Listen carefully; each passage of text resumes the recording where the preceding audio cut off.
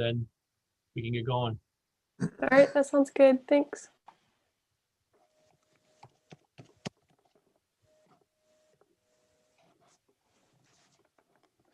All right, good morning, everybody. Looks like we have a quorum. Before we get started out, I'm going to ask everyone to please mute themselves. And if you could try to update your name so that it matches either your title, senator or rep, or so that it matches up with the name that you used to sign up to testify. So not like dad's laptop or something like that. All right, so while you do that, I'll get started. So good morning. Jim, please. Pardon me? Yeah, this is Representative Underwood. How do you change the name on the, Oh, sure. change the heading? So if you go to more, Okay, then I you think I can click found. rename. Thank you very much. Yeah, under participants. You bet. I'm just going to make sure everybody's muted. Oops. All right. So good morning, everybody. Welcome to the Joint Standing Committee on Ag, Conservation, and Forestry. The committee is assembled electronically today in order to provide public comment on legislation and to conduct a work session on the supplemental budget. Before we get started, I'm going to share some information related to the electronic format that we're using today, just so that we can all start out on the same page. So for everyone listening, the meeting is currently being live streamed on the committee's YouTube channel. You'll be able to tell that's happening by seeing the live at the top of your screen. So that means that anyone who is a participant in the meeting here on Zoom is visible on the live stream. Participants can also be heard if their microphone's unmuted. And as a note, people that are here to testify can't be seen or heard until they're called upon to speak.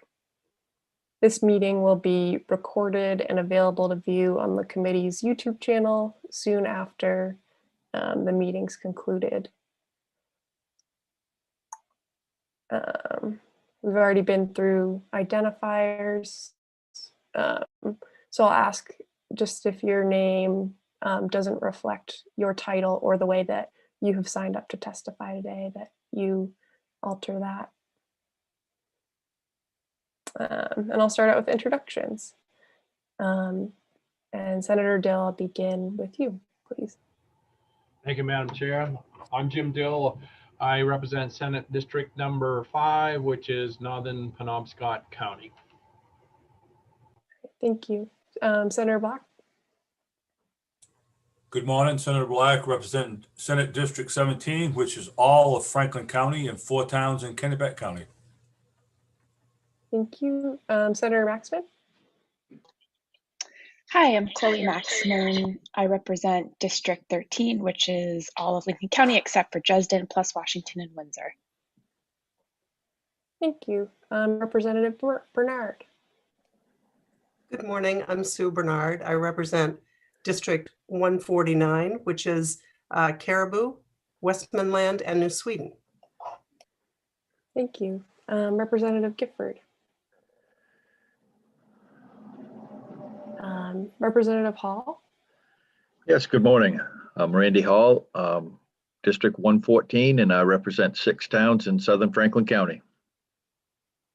Thank you. Rep Landry.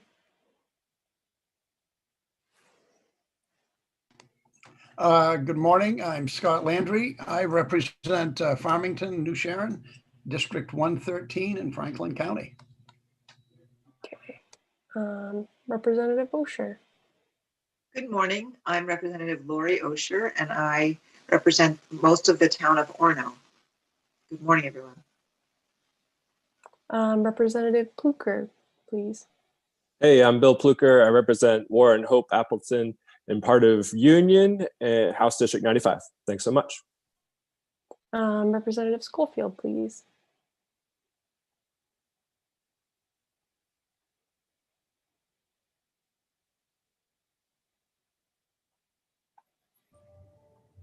You're on mute. Representative Schofield, you'll have to. Perfect. All right, did that work? I'm having some issues with my device here this morning, so I apologize for that.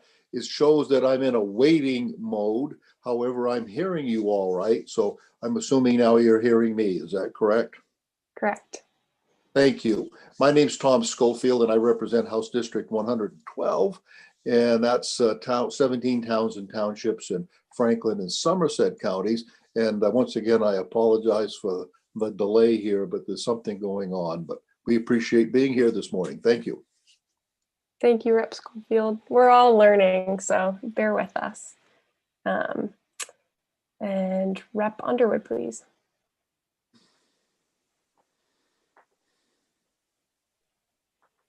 Morning, I'm Representative Joseph Underwood. Thank you. And I also want to introduce Karen Netto, who is here as our nonpartisan analyst with OPLA, and Cheryl McGowan, who clerks the committee. All right, so just as we kick things off, this format's new for all of us. I'm sure we'll have some glitches, so just please hang in there. We're in it together, and we'll learn and make improvements along the way.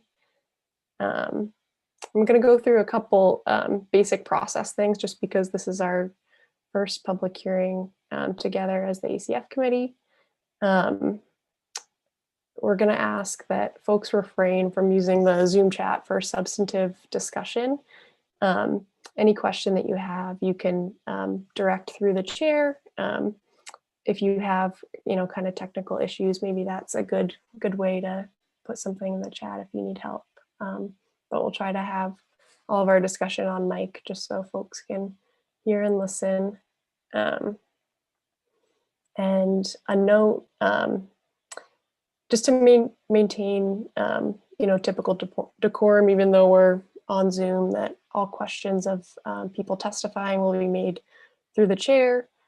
So what that looks like is you'll raise your hand by pressing the button that says raise hand. And if that doesn't work out, you can try to give us a wave, and then you'll unmute and say, Mr. or Madam Chair, I guess I would be. And then, so for each bill being heard today, this is how it's going to work for sponsors and people testifying. Today it'll be pretty simple because it's all Senator Dill's bills. But I or my co-chair will call on sponsors and co-sponsors to speak first. Once we call on you, you will be shifted from attendee to participant. And then after presentation by sponsors and co-sponsors, we will call on members of the public. And we're basing it on how they registered to testify for the bill, against the bill, or neither for nor against. After you are finished speaking and there are no more questions from the members, I or my co-chair will return you to attendee and call upon the next person registered to testify. When you're called upon, you will need to unmute yourself to speak. I won't be able to do that.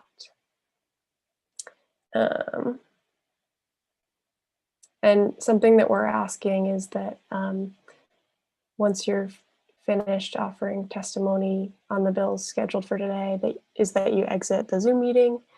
I think it'll be a little different today because these bills have fewer attendees. And I want to give you some final reminders that you will have 3 minutes to speak, and to please keep your microphone muted until you're called on to speak.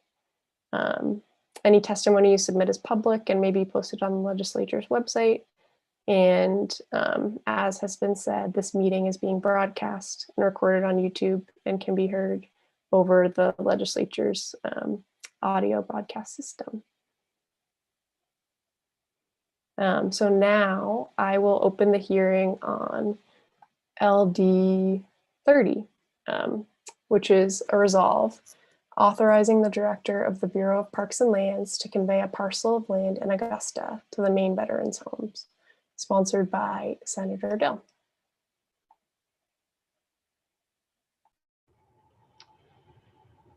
Thank you, Madam Chair. Good morning, everyone. Distinguished members of the ACF committee.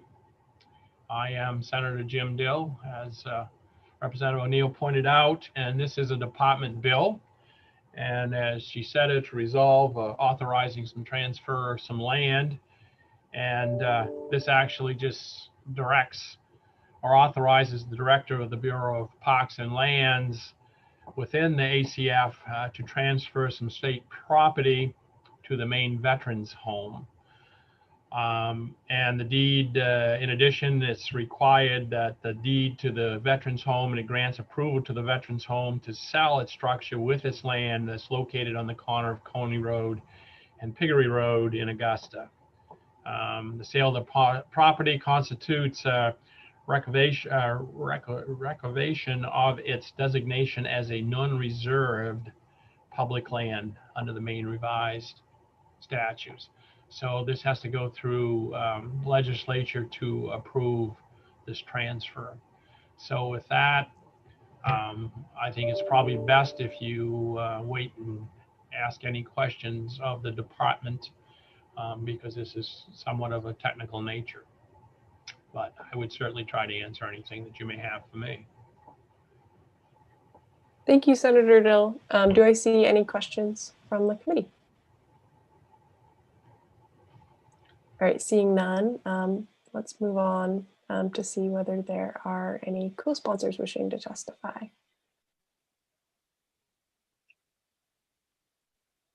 All right, looks like none. So I will now take testimony from. Excuse me, Matt. Well, where'd he go? Yes, Andrew Cutco is here. Yes. To testify. Yes, thanks. I was extending an offer to co-sponsors. All right, so now I will take testimony from the department. Mr. Cutco. Yes, thank you, Senator Dill, Representative O'Neill, and honorable members of the Joint Standing Committee. First of all, I want to applaud you all on venturing into this brave new world. Seems like so far so good, so well done. My name is Andy Cutco, and I'm the director of the Maine Bureau of Parks and Lands. I'm speaking on behalf of the Department of Agriculture, Conservation, and Forestry in favor of LD 30, sale of state-owned land for the Maine Veterans Homes. The Bureau of Parks and Lands endorses selling 8.9 acres of non-reserved public land to the Maine Veterans Homes. The Veterans Homes is an independent nonprofit organization that doesn't receive any state funding. The current Veterans Home facility occupies land on Coney Road in Augusta, and as a result of a 1989 legislative resolve, the Bureau of Public Lands conveyed conditional rights of the state-owned parcel in order to serve as collateral for the issuance of bonds to finance the construction of Maine Veterans Homes. When those bonds are paid off, the land reverts back to the state. So consequently, the Maine Veterans Homes owns the structures but does not have full and permanent ownership of the land. A new Maine Veterans Home is being constructed on Route 3 in Augusta, and when that construction is complete, the former Veterans Home on Coney Road will become obsolete and could be repurposed for other commercial purposes. The sale of the state-owned land to the Maine Veterans Homes will consolidate the structures and land under the same ownership, thereby facilitating the sale of the property. The Veterans Homes has agreed to pay fair market value for the land as determined by the higher of 2 appraisals. And proceeds from the sale will be deposited in a dedicated account, which will be used to acquire conservation land elsewhere in Kennebec County. So in summary, the act will consolidate structures and land under one ownership and will facilitate the sale of the former Maine Veteran Home while directing the proceeds toward important conservation initiatives elsewhere in Kennebec County. The Bureau is not aware of any significant concerns or opposition to the proposed sale. And I'd be glad to answer any questions or take concerns to a work session if that's necessary. Thank you, Mr. Cutco. Does anyone from the committee have questions?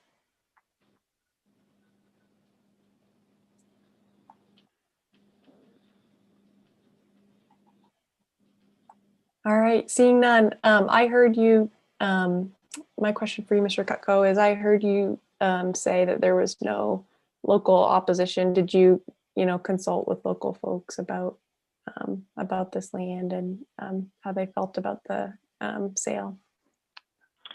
We have not directly done that. I'm not sure to the extent that the Maine Veterans Homes has done that or the local rep has done that. That's certainly something we could pursue if there was interest on behalf of the committee to doing that. Thank you. Yeah, I was just curious to know whether folks had any input. All right, looks like we have no more questions. So seeing no more questions, I thank you for your testimony. Sure. I will say that I was under the impression that the Maine Veterans Homes was going to provide both written and oral testimony, and I am not seeing Colonel Kelly Cash here at this time. So there may have been a challenge navigating the new system, but I will work with them to ensure that that testimony, oh, I did actually just see Kelly Cash, so maybe they are here and will testify. I retract my statement. All right, thank you.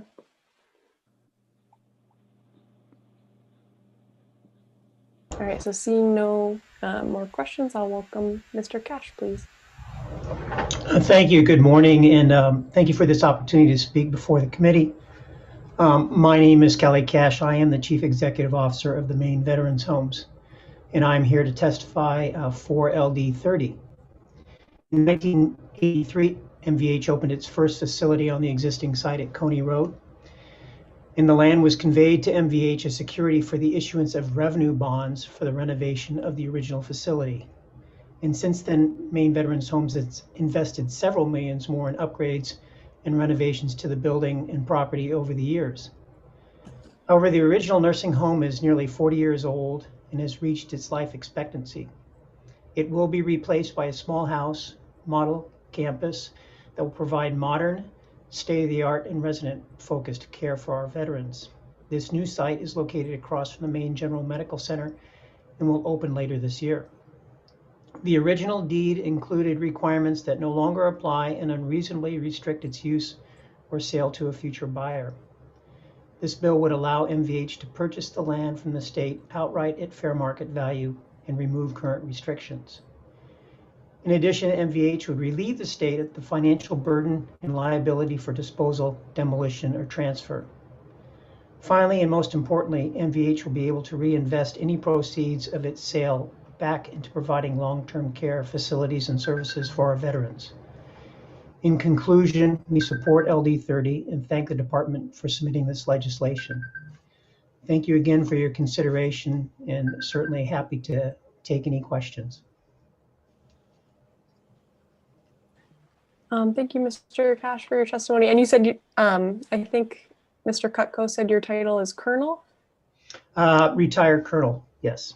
Thank you. Do we have any questions for Colonel Cash?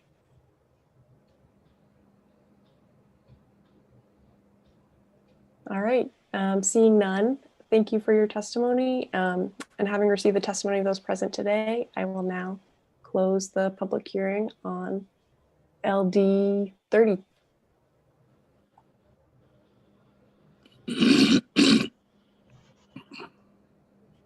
All right, so now I will open the public hearing on LD 34, which is an act to create the Maine Forestry Operations Cleanup and Response Fund, sponsored by Senator Dill.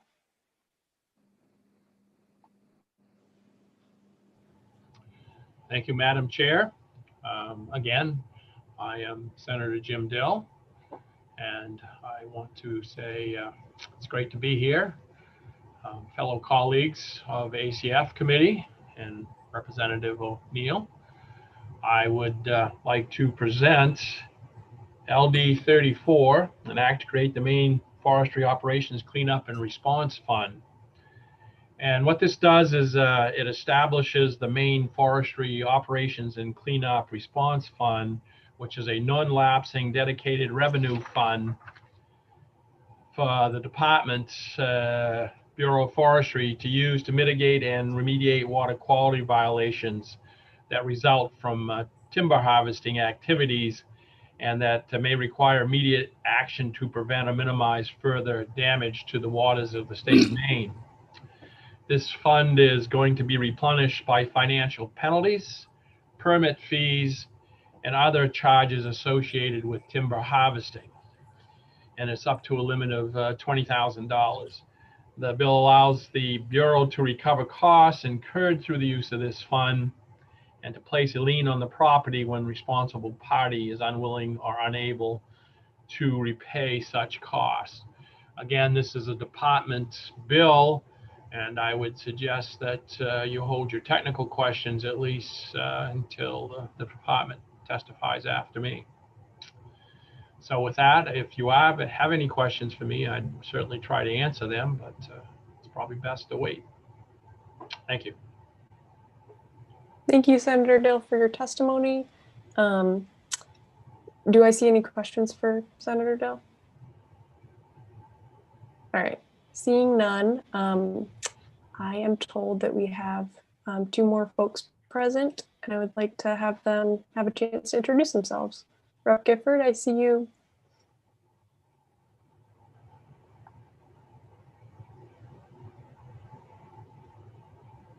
Rep. Gifford, would you please unmute yourself? I'm sorry, I got playing my phone here. I lost the video and I've hit something, so I got no questions.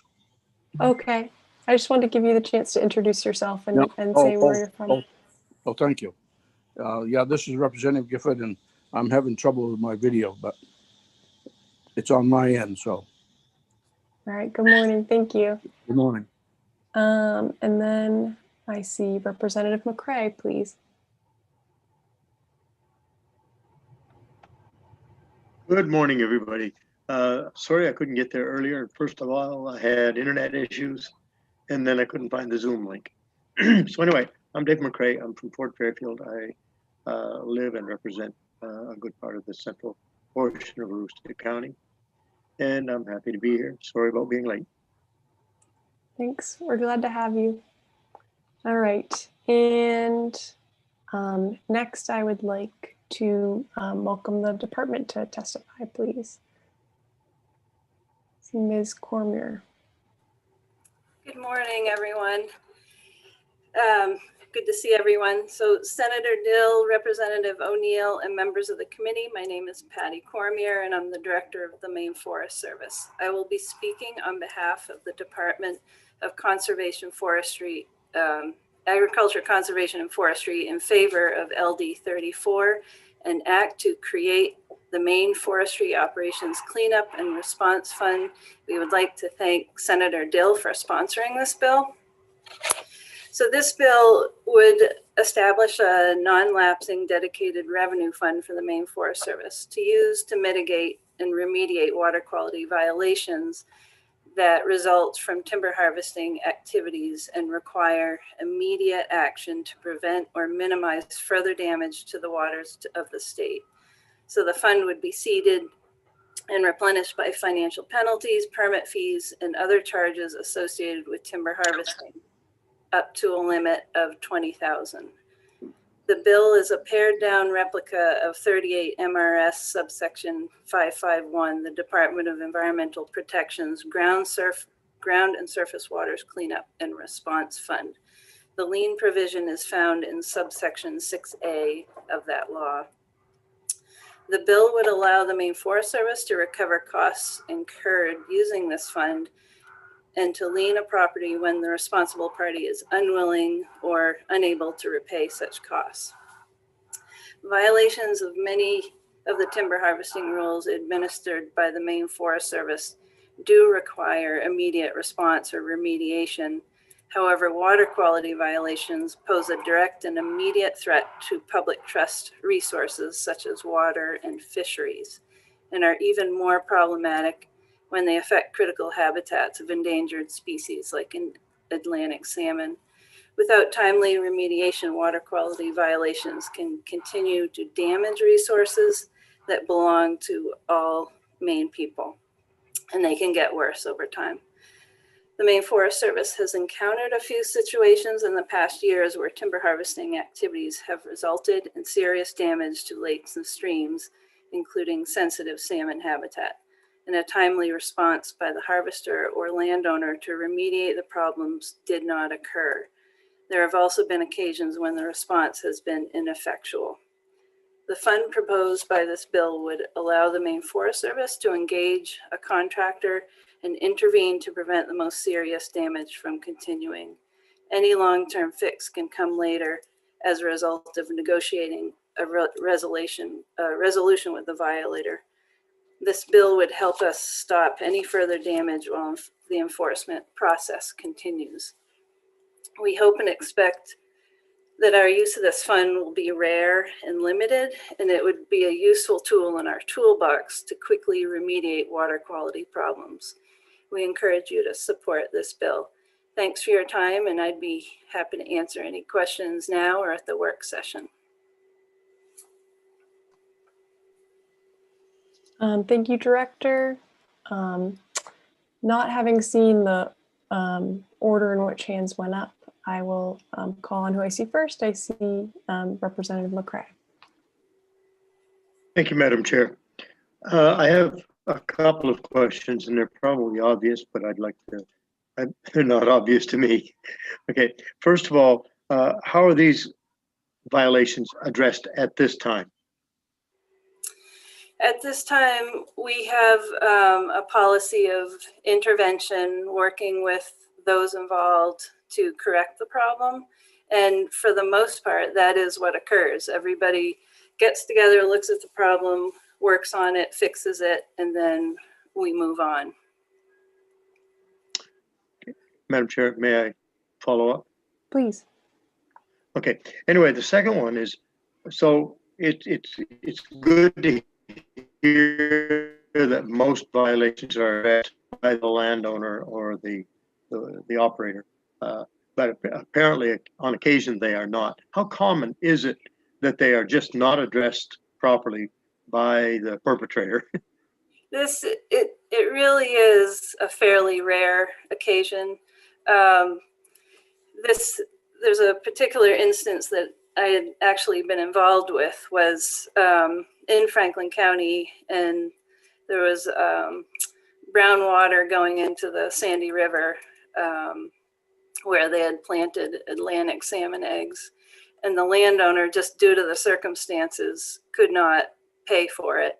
And so this was a situation of, it's about immediate need. We needed to get in there. It's about the resource, but we couldn't do that. So it just, the problem continued for longer than it should have. Thank you very much, Ms. Cormier. Thank you. All right, Representative Pluker. Thank you, Madam Chair. I had 3 questions. I'll just pose them all at once. One would you expect an average annual income for the fund? What would be your expectation of average annual expenditure? And then how would be the reporting to the committee? Would be part of the regular budgeting presentation to the committee? Thank you. Can you ask that again? Sorry. Yeah, sorry. What would you expect to be the average annual income to the fund? What would you expect to be the average annual expenditure to the fund? And then how would you report the use of the fund to the committee? Would it just be part of our regular budget report out? Yeah, thanks. So I'm looking at it as we're dealing with enforcement actions right now, that we will just fill it to 20,000. So it'll be this non-lapsing fund of 20,000. Once it's full, then it just sits there and waits in case we need it. And I'm assuming that this would be reported out as part of our budget to the committee. Could I follow up, Madam Chair? Absolutely. So would you expect it to be filled within a year, or would it be multiple years to fill it? It would probably take a couple of years to fill it. And you would expect the 20,000 would be enough to cover expenses for multiple years as well? Yeah, and I mean, we've we've been asked that a few times. Is this enough for the fund? And yeah, it's immediate action. It's about getting a piece of equipment in there, labor, and it would take care of the problem. And luckily, this is rare enough that we're not talking multiple actions a year. And could I follow up one more question? Absolutely. And if you were to spend money, like in the case your example was it should have been the property owner paying for it, but the state's gonna end up paying for it. Would there be a way of recouping that cost down the line if the state covers it for the landowner? Yeah, so there will still be due process as we have with any enforcement action. So the process will continue. The focus is on just getting that immediate need taken care of. The violator will still be on the line for those costs. Thank you very much. Thank you. All right, I'm not seeing any other hands. My question for you, Director, is could you please describe in greater detail the kinds of violations that you're talking about? The kinds of things that would need to be cleaned up? Sure. So this one particular case that I was involved with, it was a landowner having a harvest during a bad time of year, mud season. He needed the money from the timber, and there were just a lot of problems. Best management practices were not used, a lot of problems. They continued harvesting and accelerating the problems so that mud was running into the Sandy River. And in this particular case, the landowner was going through foreclosure. So it became very difficult because it was kind of in limbo between the bank and the landowner, and the harvester was unwilling to fix anything. So this fund would have come in handy so that we could have quickly gotten a piece of equipment in there and fix the problem so that the resource wasn't being harmed anymore. I hope that answers your question. That's helpful, thank you. I see Representative Gifford.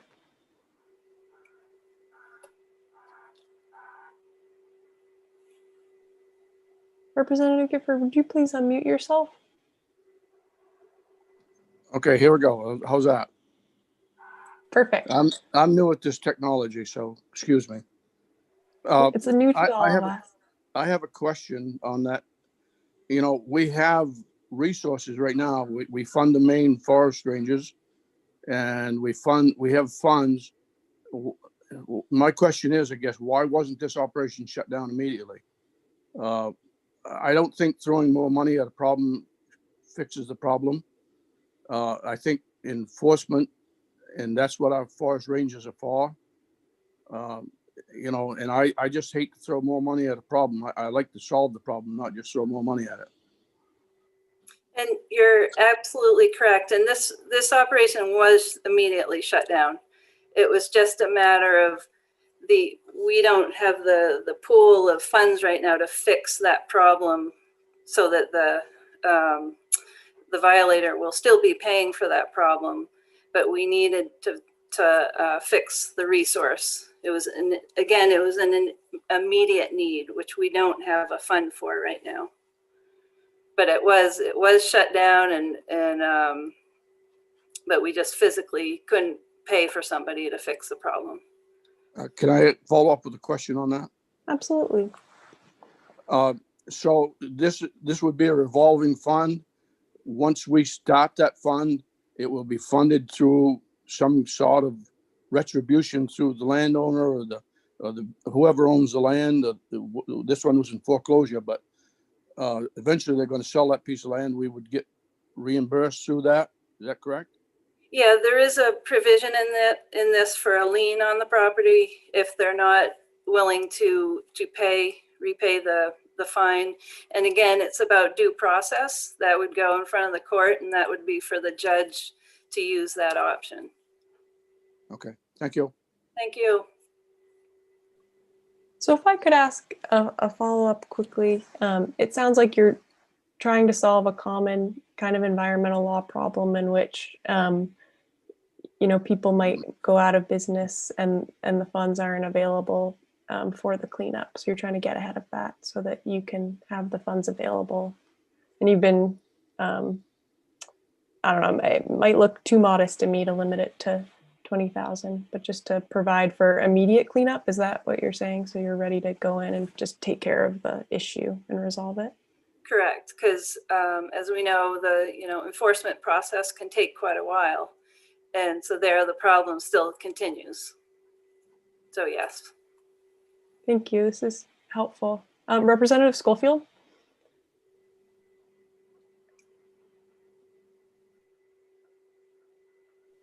There. Thank you, Madam Chair. I too am a little concerned on the $20,000 amount. In the unfortunate situation that could occur if there were more than one violation that required this sort of thing, you could deplete that fund quite quickly, I think. And if you did use it for a situation and before it was replenished, there might be another one come along. I think, $20,000 is a fair amount of money, but in today's world, moving equipment and if you had to purchase a culvert or you had to do some other work, $20,000 doesn't go as far as it once did when I was a boy.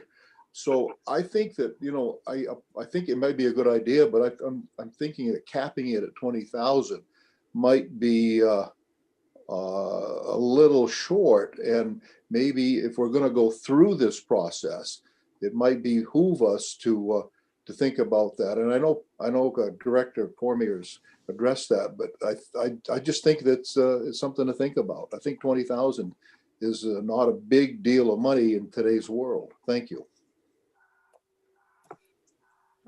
Thank you, Representative Schofield. Representative Pluker. Right now, the funds that are being used that will be used to fill the $20,000 fund, are those going to the general fund right now? So would this generate a fiscal note? So yes, our enforcement funds do go to the general fund. There is a percentage that goes to our Project Canopy program, but that's I believe it's 10%. So it's a fairly small percentage. So yes. All right. Do I see any further questions for Director Cormier? All right, seeing none, thank you for your testimony today. Thank you all for your time. All right. So looking next in the order of folks who have signed up, I have Dana Durant. Good morning, Representative O'Neill, Senator Dill. So good to see all the members of the committee today. I'm Dana Durant with the Professional Contractors of Maine. In the interest of full disclosure, I also live in Belgrade, so I'm a constituent of the good Senator Black. I'm pleased to see him this morning in his bedroom, so that's good to see him there. I'm here to testify in support of the department and the Bureau of Forestry's bill in support of this important initiative. Before I get into that, and I do want to alert you, we would like to see a small amendment, but I'll explain that in a moment.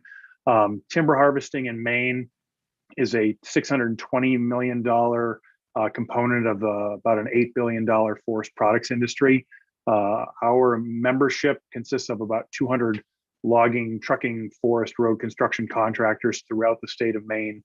And our membership harvests about 80% of all the wood in Maine that is harvested and trucked to a Maine mill. It's done by one of our members. So let me start by saying we believe strongly that harvesting activities should only be conducted by a professional contractor to reduce risk related to activity near waters of the state. It's also why we created the world's first and only third-party performance-based certification program for logging companies called the Master Logger Program to ensure conformance to high standards, including the implementation of best management practices near any source of water. That said, as most folks know, but I'll just remind you, there is no formal licensure system in Maine for timber harvesting, and therefore these activities can be performed by anyone, including a landowner, a licensed forester, an individual, or even obviously a professional logging contractor. In rare cases, as you heard from Director Cormier, mistakes happen and the responsible party does not always take the proper precaution to ensure there are no negative consequences as a result of their work. For many years, as you heard from Director Cormier, as a result of negligent behavior, the Forest Service has had to beg, borrow, and steal regarding remediation activities. Usually, as a result of a civil action or administrative settlement, they're able to encourage responsible parties, which could include a landowner, wood buyer, even mills, logger, or others, to contribute to those remediation activities. However, there have been occasions because of financial hardship that they haven't been able to complete any of those projects.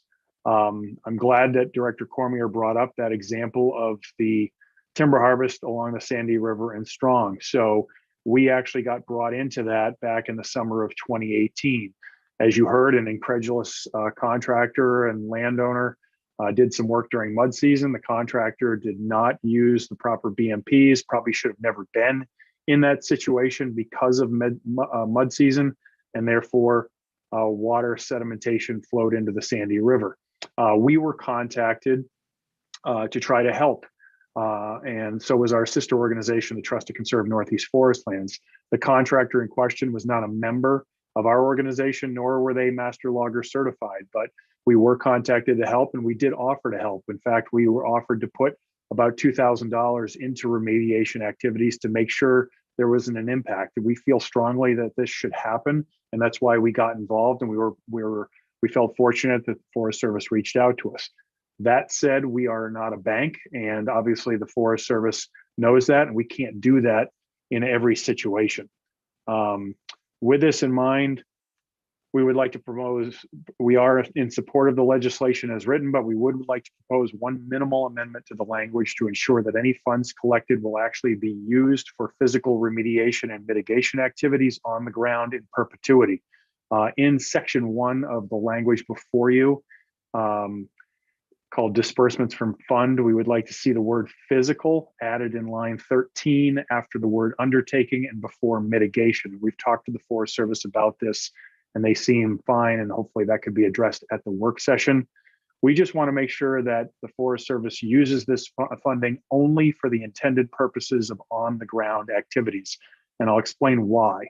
In 2017, as a result of an administrative settlement with a landowner, the Forest Service went ahead and created a video with funds collected from the landowner that was critical and damaging to contractors in the state, ultimately giving the landowner credit for sponsoring the video, even though it was funds that were paid to the Forest Service as a result of an administrative settlement because they were at fault.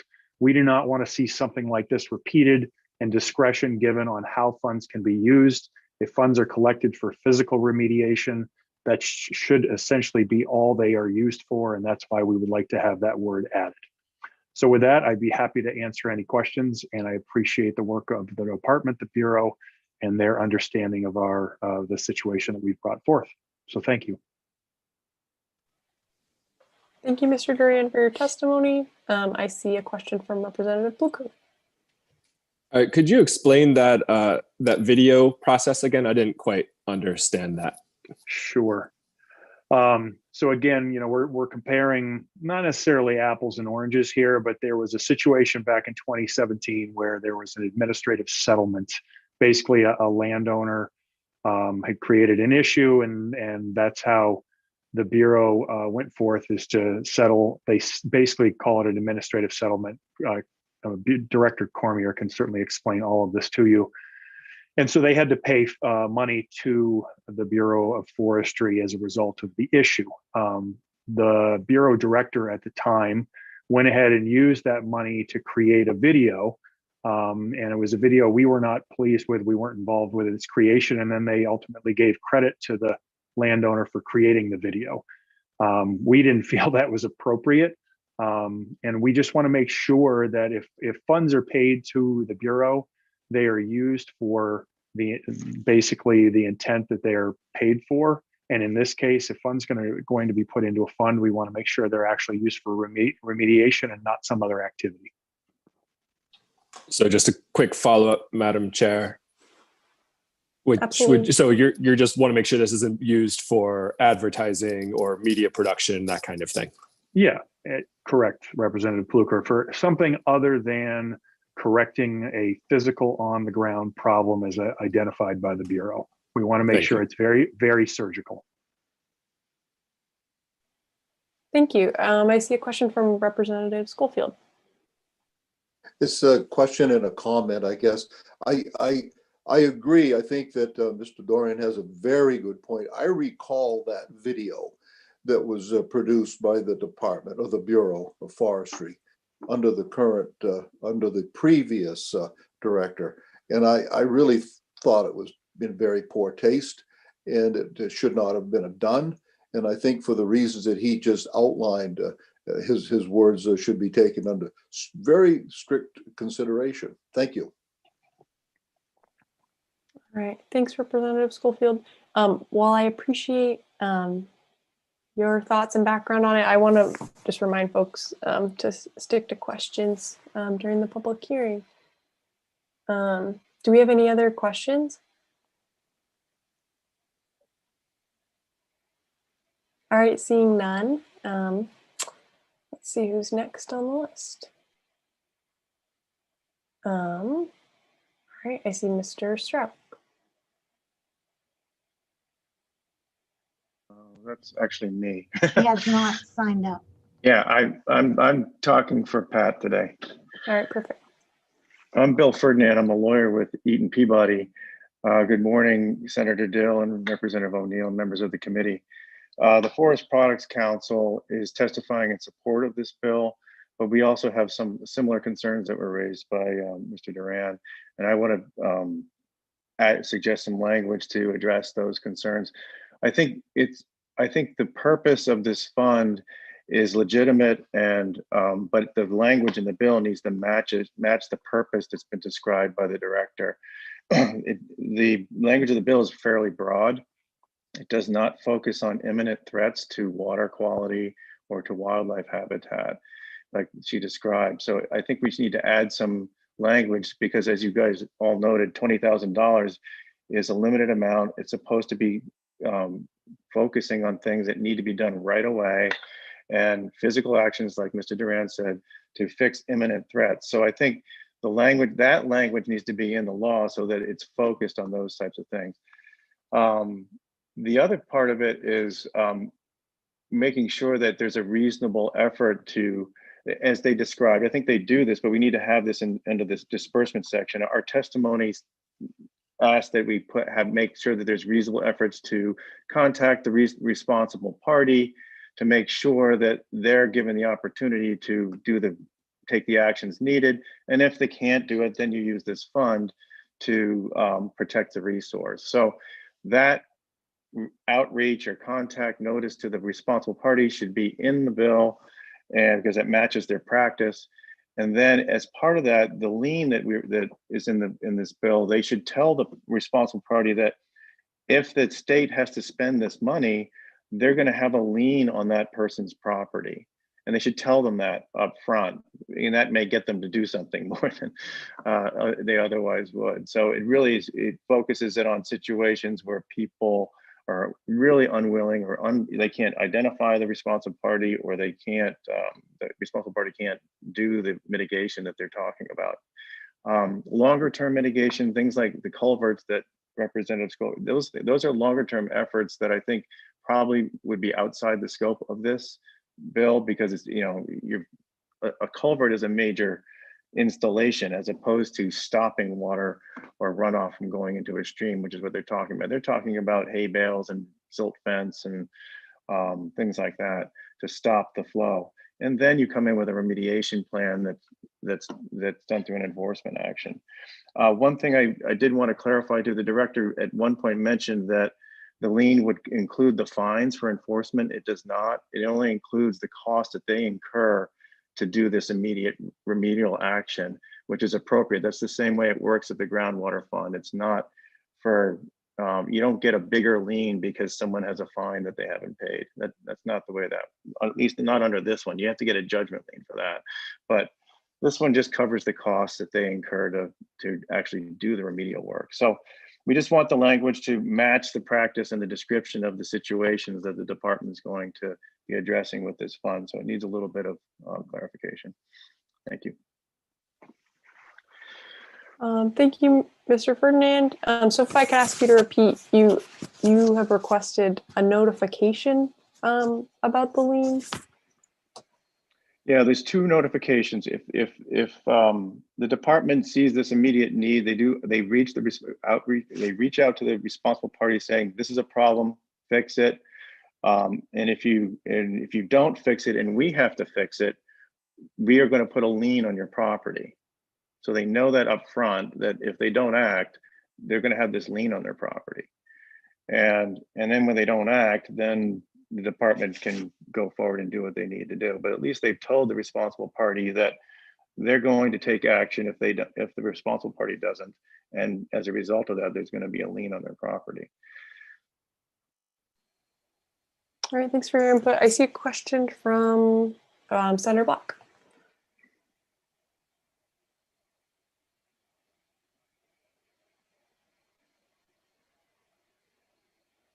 Sorry about that.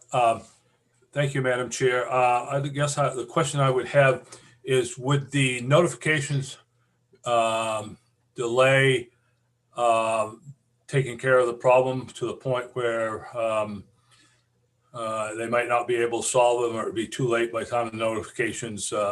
Right. No. Yeah, we don't want to hold that up. I think we said reasonable effort. So if there's an imminent problem and the department says we got to act right now, they'll have the discretion still to do that.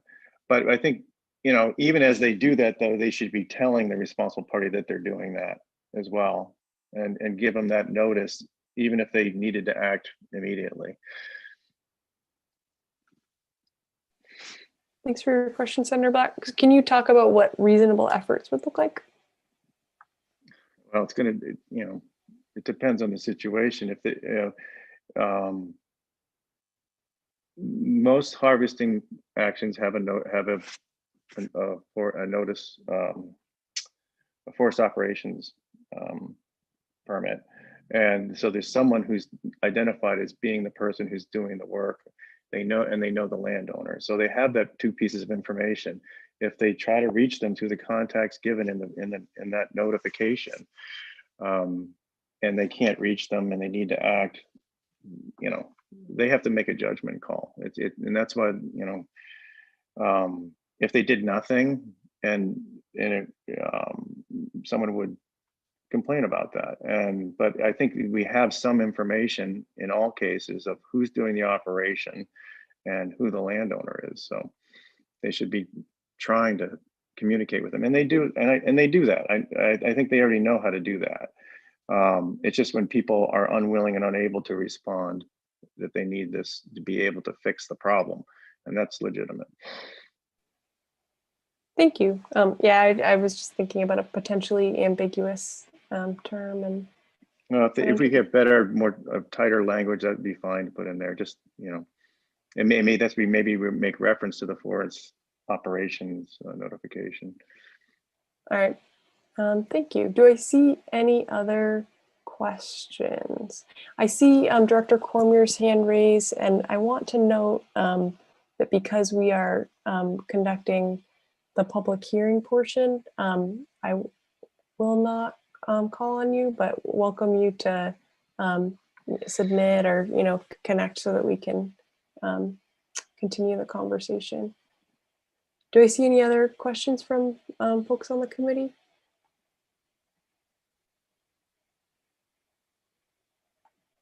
All right, seeing none, thank you for your testimony, Mr. Ferdinand. And looking at the list, we have no more folks signed up to speak, so I will now close the public hearing on LD 34. All right, so now I'll open the public hearing on LD 36. The title is An Act to Amend the Definition of Timber Harvesting, sponsored by Senator Dill. Good morning. Representative O'Neill and members of the committee. It's been a while since I presented in front of this committee, so I thought I'd get the opportunity to do this one. Yes, this is the third bill we've got to do today. Again, it's one that has been presented by the department, and as stated, it's to amend the definition of timber harvesting.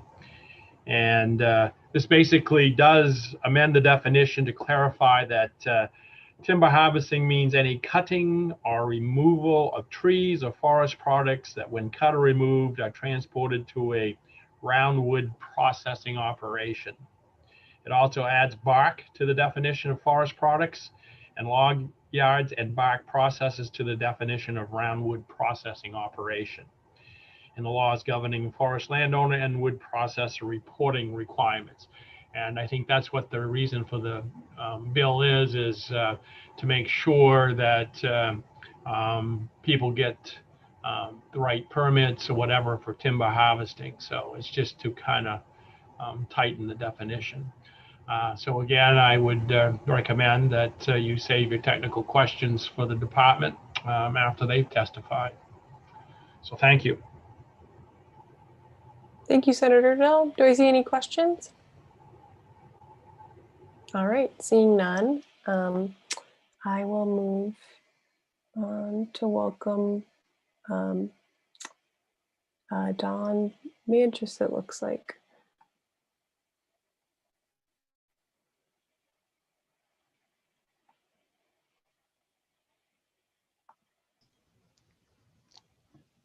Thank you. Senator Dill, Representative O'Neill, members of the committee, my name is Don Mancius. I'm Director of Forest Policy and Management at the Maine Forest Service. Speaking on behalf of the department in favor of LD 36, we thank Senator Dill for sponsoring this bill. As Senator Dill noted, this bill would amend the definition of timber harvesting to help us assist the regulated community in better understanding certain situations where they need to file a timber harvest notification with the Maine Forest Service. It would clarify that timber harvesting means harvesting timber and transporting the harvested timber to a wood processing facility. This bill would clear up some misunderstandings that have arisen over time, but with increasing frequency over the last few years. The current definition of timber harvesting is the cutting or removal of timber for the primary purpose of selling or processing forest products. It was once well understood that if you were cutting trees and trucking them to a pulp mill, sawmill, biomass to energy plant, concentration yard, or some other processing facility, you needed to file a harvest notification. The advent of large power line, wind farm, and solar projects has posed some challenges with regard to harvest notifications. We've made accommodations to streamline the notification process for these projects. However, on several occasions, the contractors involved have insisted that they are not required to file harvest notifications because their primary purpose is not selling or processing forest products, even though they're harvesting large volumes of trees and sending them to local mills. This bill would clear up that misunderstanding and make it explicit that if you're harvesting trees and sending them to a wood processing facility, you must file a harvest notification. The bill also standardizes this definition across all titles of Maine law. We encourage you to support this bill. Thank you for your time. I'm happy to answer any questions now or at the work session. All right, thank you, Mr. Mancius. Do we see any questions from the committee?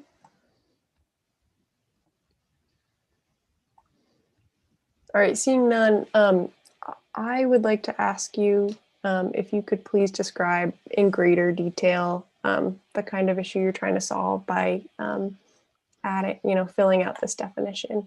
Yeah. So anytime somebody harvests timber in this state, with very few exceptions, they're required to file a forest operations notifications with the Maine Forest Service. That's to let us know that timber is being harvested on such and such a parcel in such and such town. It's been the law for over 30 years now. And as I said, back in the day, the common understanding was if you were harvesting timber and trucking that that harvested timber to a mill, you needed to file a harvest notification. The way the definition is written now, some of the new players on the landscape, the people who are contractors for power lines, gas pipelines, things like that, they have some smart attorneys who have greatly focused on the fact that their primary purpose is not selling or processing the forest products they're harvesting. It's that they're clearing a pipeline right of way or a power line right of way, so they don't need to file. We've worked with these people to get them to file a notification, and we've streamlined the process for them to do that. But this misunderstanding persists. So we'd like to just fix that and make it clear that if you're cutting wood and sending it to a mill, you need to file the notification. Thank you. So my follow-up question is, has it become regular practice for folks to just generally not file it, or kind of hit or miss? No, it's the people who are in the business of harvesting timber are very good about filing the notifications. It's the contractors who come in from out of state who are working for these pipeline or utility companies that are creating these long linear rights of way where they're clearing all the timber. As I said, they have some attorneys who have focused in on that, the current definition, and said, well, we don't need to file. And we insist that they do. Thank you. That clarification helps. So it really is about the clearing for the right of way. Yeah, and the timber harvesting in the state, everybody knows you got to file a notification, and they do. Okay. That's helpful. Does anyone, oh, I see 2 questions. Rep. Schofield.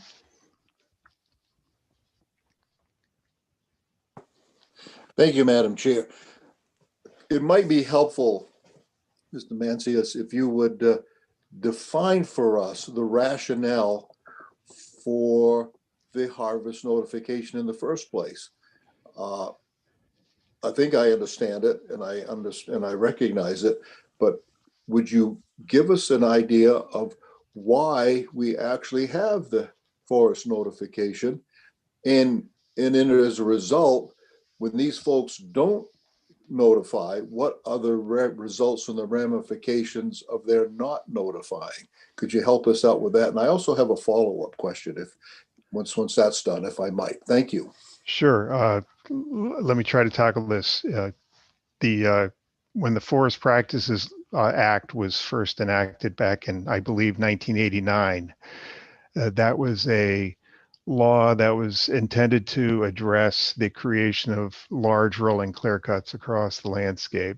And as part of that law, the legislature established harvest notification requirements. It's not a permit, it's just simply letting the Maine Forest Service know, hey, this harvest is taking place in this specific town near this specific road. And I'm the landowner, I'm the harvester, I'm the forester. The law prescribes certain elements that need to go into the notification, such as the landowner's name, contact information, same for the harvester, same for the forester. If there's a forester involved, signatures are required, nearest road, acreage to be harvested, whether they're going to create a clear cut of certain sizes, whether they're harvesting near water bodies, things like that. So that gives us the tool to know that a harvest is going on in a certain place, and it can allow the forest rangers who do the harvest inspections to go out and check on that harvest to make sure that things are compliant with the forest practices rules that have been established over the years. It also triggers the requirement or helps us follow up with the required annual landowner report. Landowners are required to report to the Maine Forest Service the amount of timber they've harvested, the type of harvesting they've done, the stumpage prices, pre-commercial activities, and so on. So that helps us follow up on that reporting. It's also a landowner protection tool in that the landowners they're named on the harvest notification. They have to sign it so they know that the harvest is being conducted on their land. This is very important, particularly for absentee landowners. Do I need to go on? Do you have any No, no, I think so. I think I've got, so it's a way of collecting data in a large measure so that we know what's going on in our state's forest overall. I guess that's a correct statement. My follow-up is, what about portable sawmills? This is all talked about. You talk about taking wood to a mill, but what about portable sawmills? What if a landowner brought in a portable sawmill and it was on the property and harvested the wood and turned it into lumber at the property? How does this fit into that law, or the changes that you're asking to make? Thank you, and that's it. Thank you, appreciate it. Thank you for the question. If a landowner has a portable sawmill on their land and they are sawing that timber for personal use, they do not need to file a notification. If they are cutting commercially, the people who are transporting, harvesting the wood that is being transported to that portable sawmill do need to file a notification. As I said, there are limited exceptions for small acreages and house lot clearing, things like that.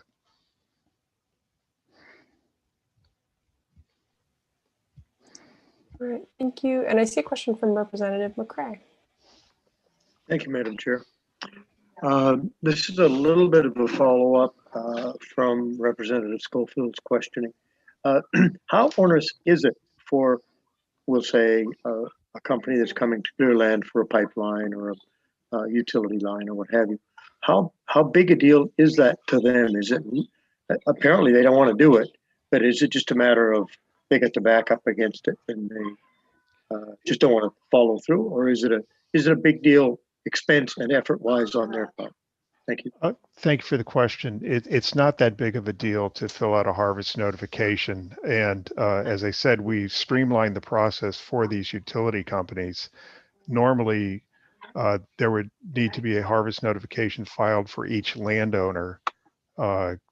So in a town where they're crossing, say, 50 parcels, there would need to be 50 notifications. We've said you only need to file one notification, keep track of the wood you harvest, have a list of all the landowners you're cutting on, but you only need to file that one harvest notification per town. So it's not that big of a deal. Thank you.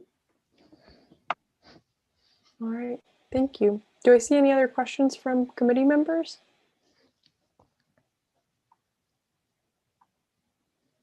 Seeing none, thank you for your testimony, Mr. Mancias. All right, and it looks like we also have Mr. Ferdinand on the list for this bill.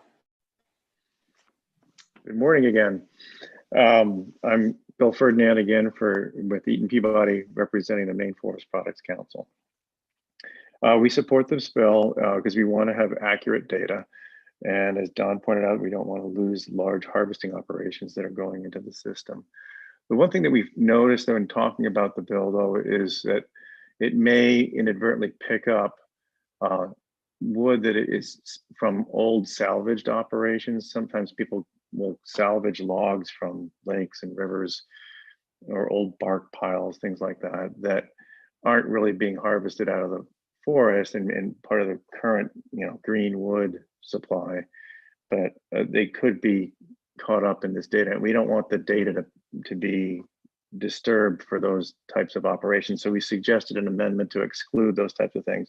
And we may need to work with, with your analyst in the department just to make sure we've defined that category of things that we don't want to include in this data set.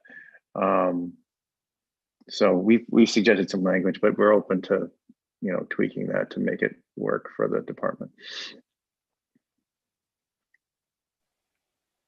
All right, thank you, Mr. Ferdinand, for the testimony. So if I can clarify, you think it's, can you describe the kind of operations you're talking about? Are you talking about like the aesthetic kind of like trying to have nice old floorboards or something like that, or something else? Well, that's what they, well, yeah, they'll that's what they use them for, but there are logs that are sitting at the bottom of lakes and rivers that from old log drives, and people will salvage them. There are piles of bark that have been sitting at old processing operations that get reclaimed. So they've already, you know, they were part of historic things. They're not part of current operations. And the definition we feared was picking up on that. And we didn't, it's a glitch that we just want to make sure that it's clarified that we're not intending to include those types of things in this reporting, because it will skew the data, because the harvesting occurred, you know, a long time ago. All right, noted, and thanks for bringing that to our attention. Do I see any further questions from committee members? All right, seeing none, thank you, Mr. Ferdinand, and I welcome Mr. Duran back up. Great. Thank you, Representative O'Neill, Senator Dill, members of the Agriculture, Conservation, and Forestry Committee. My name is Dana Duran, still a constituent of Senator Black, still representing the professional logging contractors of Maine. Appreciate the opportunity just to speak briefly. I submitted written testimony to the committee, so it should be available to you. Our board has reviewed this. We've also spoken with the Maine Forest Service about it, and we have no objection to the changes that they're proposing to make. We're in full support of this bill. We don't believe that it will be any added hardship added to the timber harvesting community in the state. In fact, I actually like why the Bureau has brought this forward, especially with respect to transmission, distribution, and gas line projects. There are obviously contractors who come into Maine from outside the state that are hired to do this work. And I think that they should operate on the same level playing field and set of rules that the rest of the contractor community has to comply with under the Forest Practices Act. And we have no problem with adding this language and making these changes. So I'd be happy to answer any questions, but appreciate the opportunity to speak briefly. Thank you for your testimony. Do I see any questions from committee members?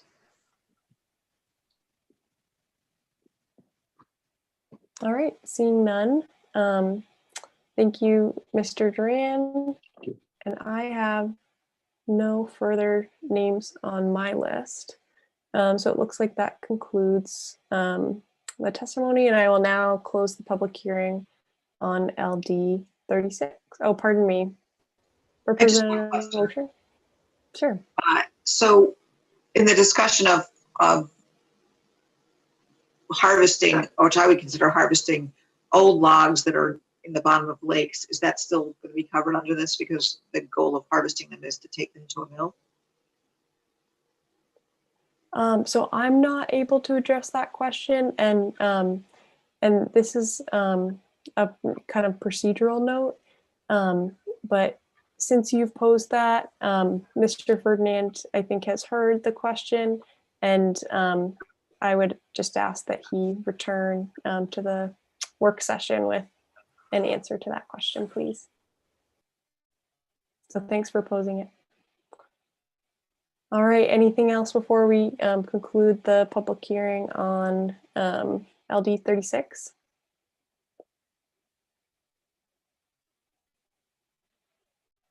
All right. So I'm going to propose that we move into the work session for the supplemental budget. Do folks feel like they want a quick 2-minute stretch break, or just to move right into it? Why don't we give them 5 minutes, Representative O'Neill? I saw some heads shaking, so. All right. So be back in 5 minutes because we're going to switch. We're going to go into the supplemental budget, and I will be doing that portion of our session today. Be sure you mute yourselves and turn your cameras off while you're on break, please. Good. Sounds Could good. we have the supplemental budget sheets emailed back out during this little break? Yes, we will. I'll make that request. Thanks, Sure. Representative Blucher. We'll ask Thank Karen to do that. Thank you. All right, perfect. Thanks. See you at 10:22.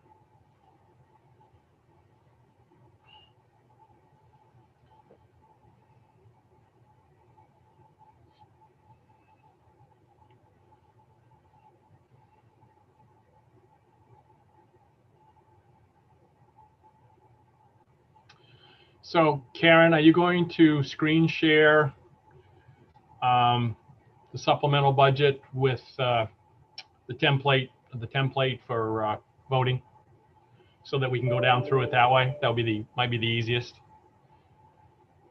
If you want to unmute yourself. I hadn't planned on it, but I will.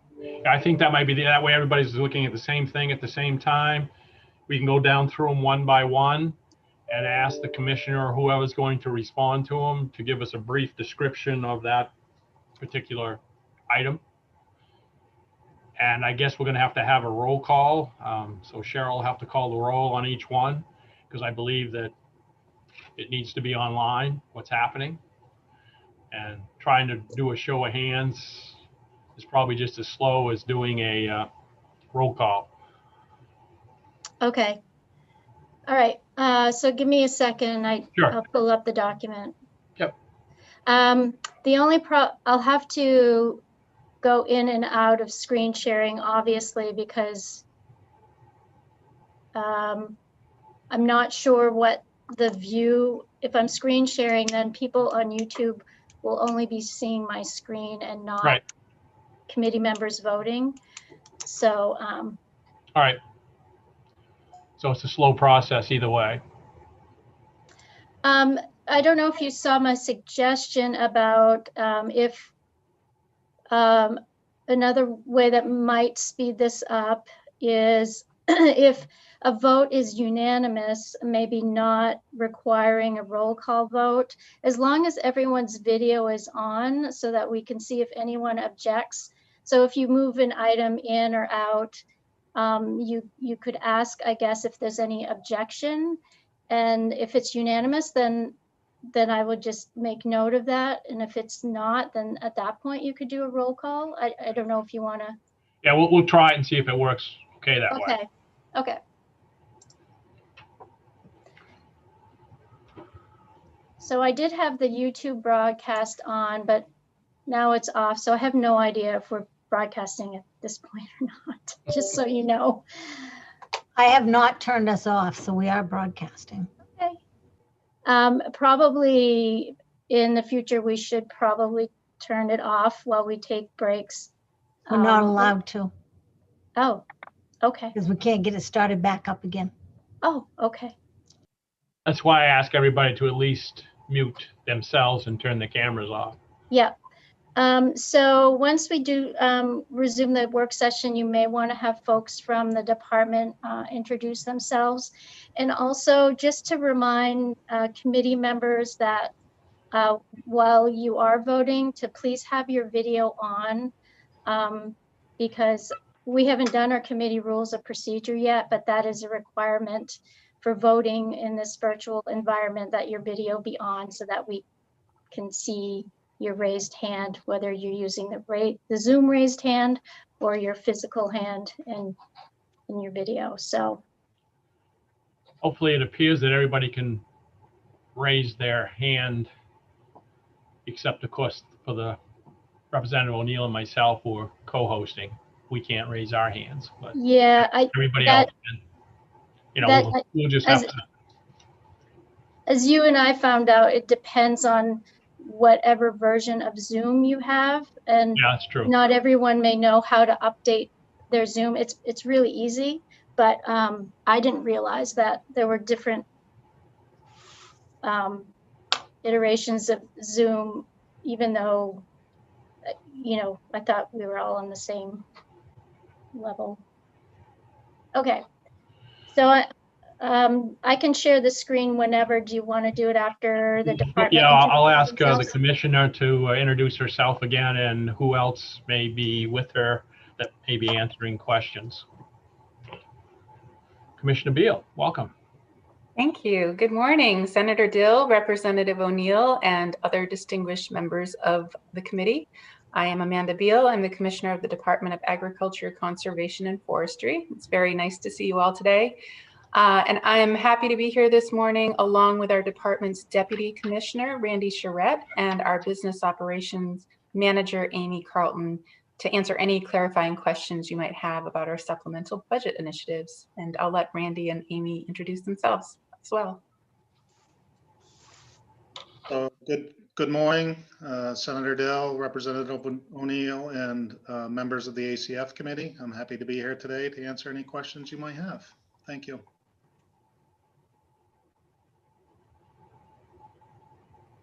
And good morning, I'm Amy Carlton, and I'm here to help you any way I can.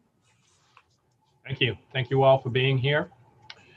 And with that, committee members, if there are no questions from you, I will ask Karen to start screen sharing and we'll go right into supplemental budget. Okay, so what I think it was Representative Pluker asked. Oh, let's see, Representative O'Neill has her hand up. Representative O'Neill. Thank you. I'm a little slow on opening this up, so I'm not able to reference the page, but I wondered if someone could just explain what was going on with the COVID relief money that got applied to parks and what that replaced. Was it general fund money, how that worked? Just a little overview, please. Sure, I'm happy to speak to that. And in fact, there are a couple of different initiatives that are all related to coronavirus relief funding that was determined to be, there were some positions where they were determined to be eligible to be covered by the cost covered by the coronavirus relief funding. So that's what you see in that initiative for parks. I think it's initiative number 53 or reference number 53. Thank you. A follow-up, please, Mr. Chair? Yes. I was wondering, so that's money that would typically come from the general fund, but because of the COVID package, you were able to eliminate that expenditure and just cover it with the COVID relief money? Correct. Okay. Thanks. Any other questions from committee members before we start? All right, with that, let's see how we do. I see Representative Pluker has a question. Representative Pluker. Thank you. Commissioner, could you just, as we go through, we look at like the park positions or the Bureau of Agriculture positions, you just let us know which positions they are that are being funded in that case? Definitely, sure. Thank you. Other questions?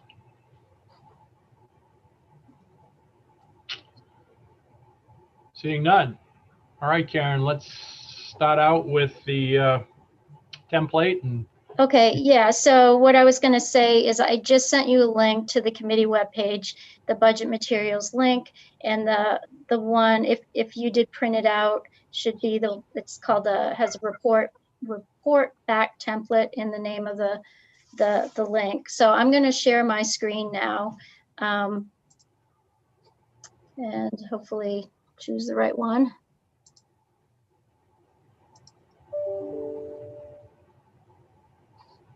So are you all seeing, starts with section A2?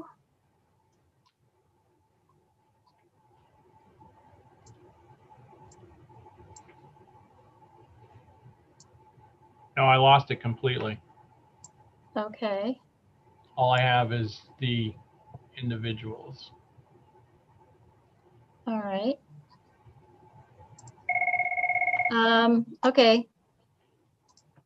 We saw it at first, but what it started to be just your background of your desktop. Okay. Okay. Well, I did close it. So I'm sharing this screen right now. Do you see it? Yes. Okay.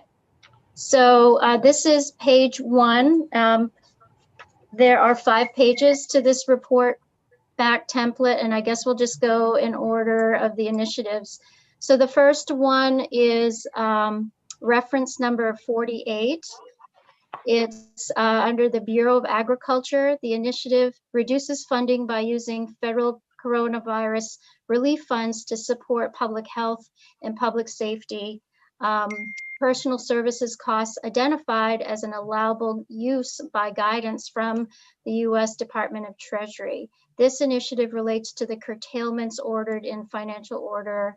I'm not going to say the numbers, but the curtailments in the financial order. So, and it looks like it's $918,820 in the current fiscal year, which ends June 30th, 2021. Okay, so Commissioner, is there anything from your group that you would like to tell us about this?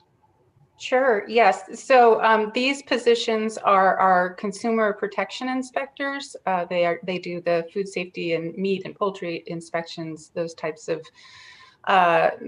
roles, and this covered their wages and hazard pay. And I should also mention that this initiative also freezes one quality assurance and regulations inspection program manager for fiscal year 21, but we will need to refill this position in fiscal year 22 because it is critical. Okay, thank you. Other questions?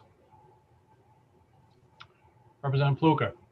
Could you just let us know how much hazard pay they got? Not in total numbers, but just in an hourly kind of stipend way? I'm not sure if maybe perhaps Amy might know the answer to that question. If we don't know it right now, we can get it to you soon after. It won't hold up my vote. Thank you. Any other questions? All right. Can I have a motion on this item, which is reference number 48? Someone want to make a motion? Representative O'Neill. Mr. Chair, I move item number 48 in. Is there a second? Second. It's been moved and seconded. Was that Representative Ogier? Yes. Thank you. Any further discussion? Is there anybody opposed? Seeing none, it's unanimous. Okay, so at this point, I have 12 members who are present. It's kind of a moving target. So if you see me counting squares, that's what I'm doing. Because Representative Bernard left us for a little while, but now she's back. Right. But, oh, and there's Representative Hall. So let me make sure.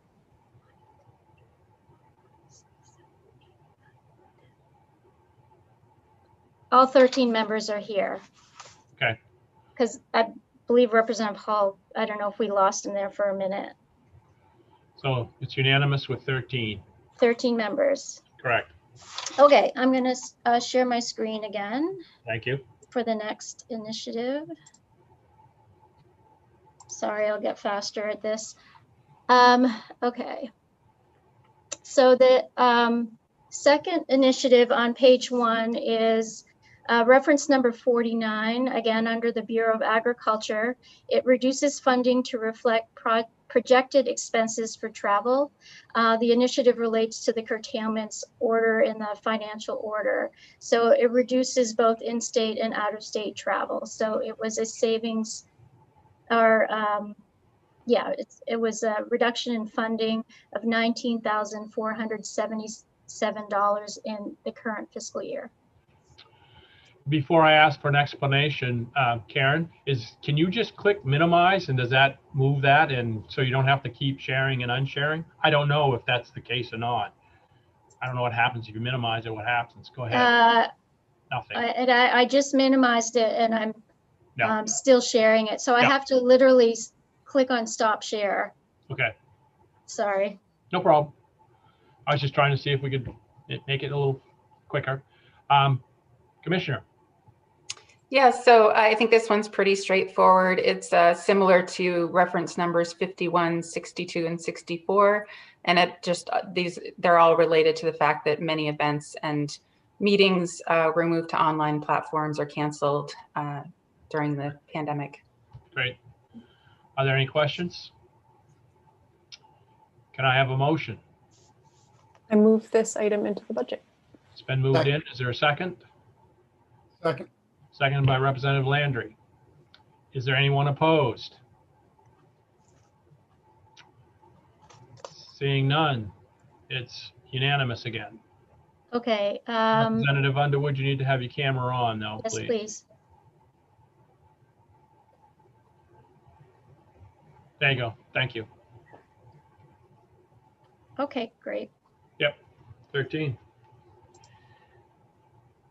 Next initiative is reference number 55. Yep, at the bottom of page 1, this is under the Division of Forest Protection. This initiative reduces funding by allocating fire equipment maintenance to allowable federal funding sources for one time only and deferring planned maintenance of program facilities. Again, it relates to curtailments in the financial order. So it is a reduction in the amount of $138,160 in the current fiscal year. So it starts at the bottom of page 1 and continues to at the top of page 2. Okay, thank you. Commissioner. Yes, so the reasoning behind this is similar to actually reference number 60, where to obtain savings, we're really taking an urgent only approach to equipment, facilities, and fleet repairs and other purchases. And just to note that they're delayed expenses that we will have to incur at another time. Are there any questions? Representative O'Neill. Thank you, Mr. Chair. Commissioner, my question is about, my impression is that that we're taking kind of a delay only approach now. So I just wonder, safety wise, what this means, you know, how operations, we had a previous conversation where Senator Black had asked questions about fires and this year. So I'm just kind of curious about that picture. Yes, well, I have confidence in our, in our Forest Service and making the determination that these are expenses that can be delayed without causing safety concerns at this point in time. Again, it's, we see it as a temporary measure. We will have to incur these expenses in the next fiscal year and going forward. Other questions? All right, seeing none, can I have a motion? So moved. Moved in, I'll second it. seconded by Representative Hall. Any discussion? Anyone objecting? Seeing none, it's unanimous. I believe everyone's there. Yep. 13-0. The next one is at the top, kind of at the top of page 2 is again under the Division of Forest Protection. Reference number 56 reduces funding by using federal coronavirus relief funds to support public health and public safety personal services costs identified as an allowable use by guidance from the U.S. Department of Treasury.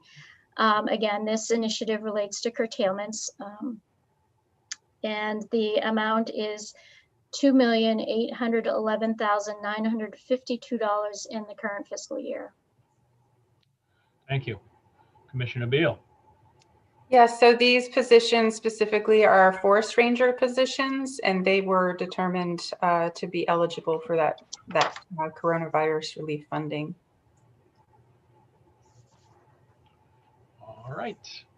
Any questions? Seeing none, can I have a motion? Move this item into the budget. It's been moved in. Is there a second? Second. Seconded by Representative Hall. Any discussion? Are there any objections? Seeing none, it's unanimous. All right, the next one is reference number 57 on page 2. Again, under the Division of Forest Protection, it reduces funding for 4 positions within the Bureau of Forestry by freezing positions. And again, this initiative relates to the curtailment order, and the amount is $247,905 in the current fiscal year. Thank you. Commissioner Beal. Yes, so to specify, these are 3 forest ranger positions and 1 office associate position. And this is actually connected to the next reference, number 59 on your voting document, because these are split funded positions. And is this a one-time savings, Commissioner, in that since it's a freeze, it says here, it's Yes. not eliminating it. It's just No, tweaking it. no. Okay. Yeah, these are also critical positions that we will look to fill in fiscal year 22. Okay, thank you. Representative Underwood.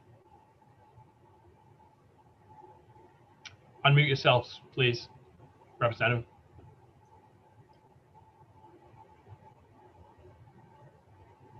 Thank you very much. One question that I had was moving funds. Where are we moving funds from, and where are they going to? So these would be this would be freezing the hiring for these positions.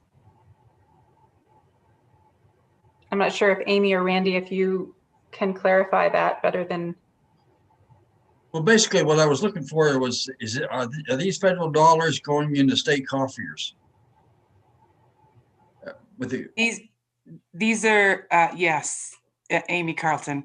These are CRF funding that came from the federal government to reimburse us for expenditures for public health and public safety positions. And these are the positions, the amount of money or dollars into those accounts where those positions live. So the general fund appropriated it originally, and this gives us the federal funding to back up those activities. Okay, the funds then will revert back to that are these particular positions. The funds for them have reverted to the general fund. Is that correct? Correct. If you look at the reference, for example, 57, it says general fund in the negative 247. That is those funding dollars going back to the general fund. Yes. And what is the purpose of the general fund? Pardon me for being naive a little bit, but I'm trying to understand the flow of the funds from one point to another point.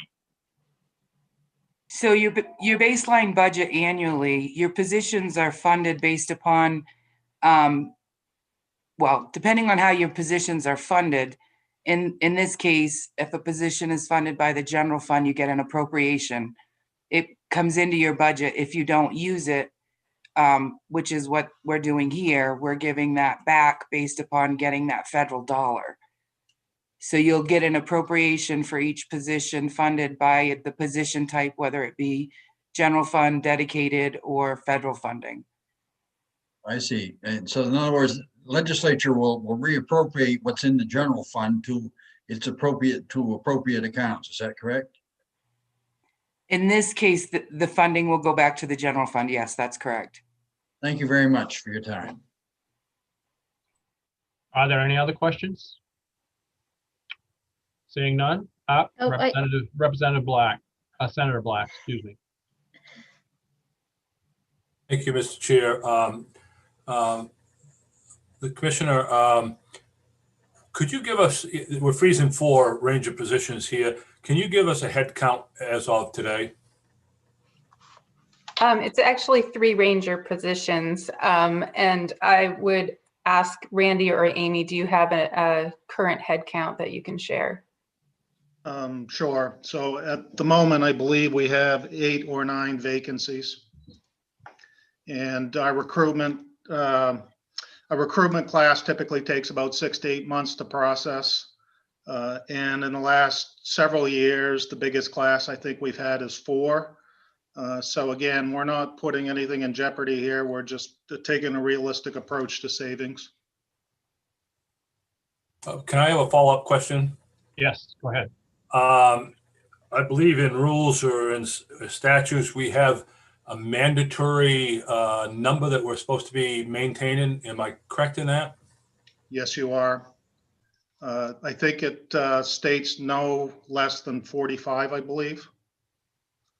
But like I said, we've been actively recruiting for 3 or 4 years and have never been up to the full 48 Ranger regiment.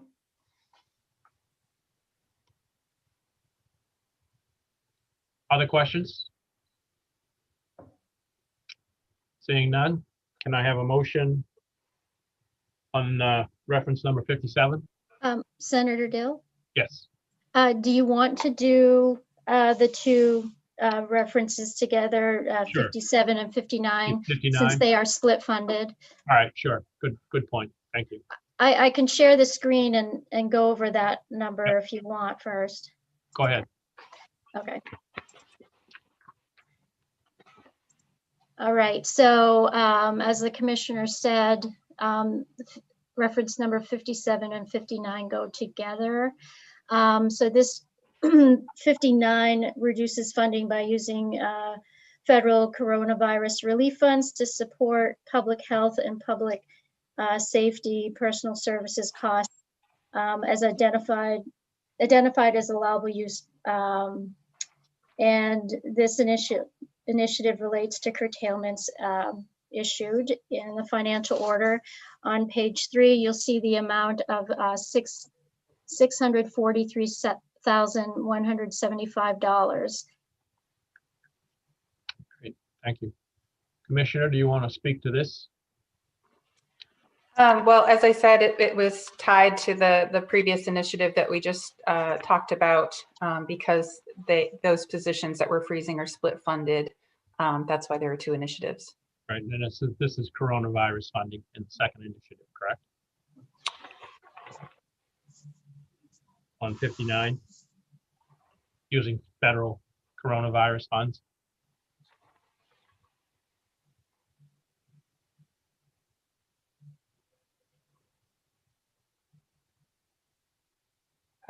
Yes, sorry.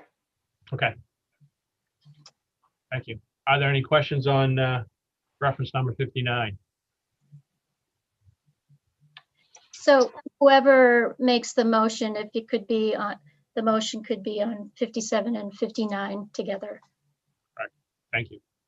Someone want to make that motion? Move. So Go ahead. moved. Items 57 and 59 into Okay. the budget. Representative O'Neill, Representative McCray, did you second that? Yes. It's been moved and seconded. Any further discussion? Anyone objecting? Seeing none, it's unanimous. 13-0. Everyone's on screen for both. Thank you.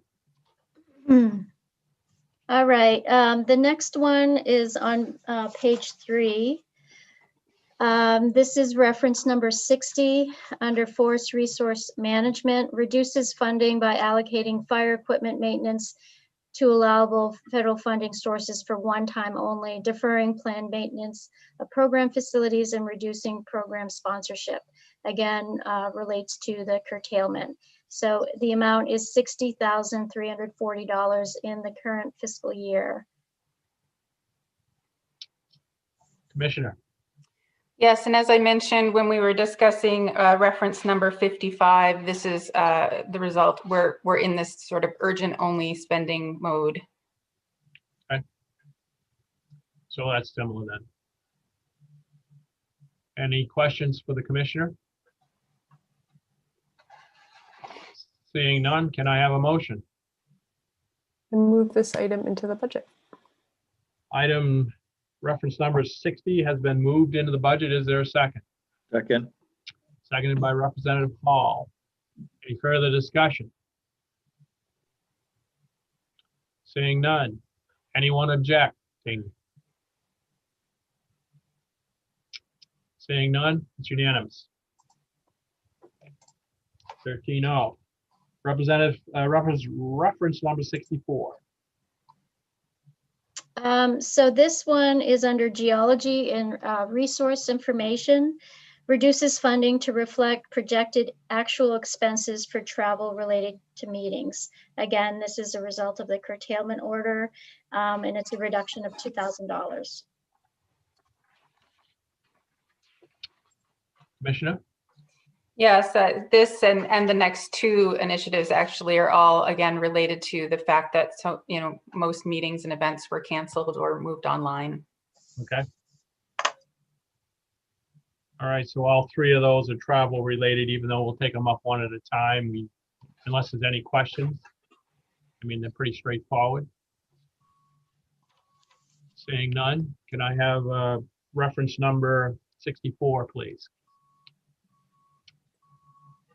Anyone want to make a motion? If folks are comfortable, could I move all three into the budget for the travel related? I don't see a problem with doing that. All right, So that would be so 60, 64, 51, and 62. I'll second that motion. All right, it's been moved and second. Any further discussion? Seeing none, anyone objecting?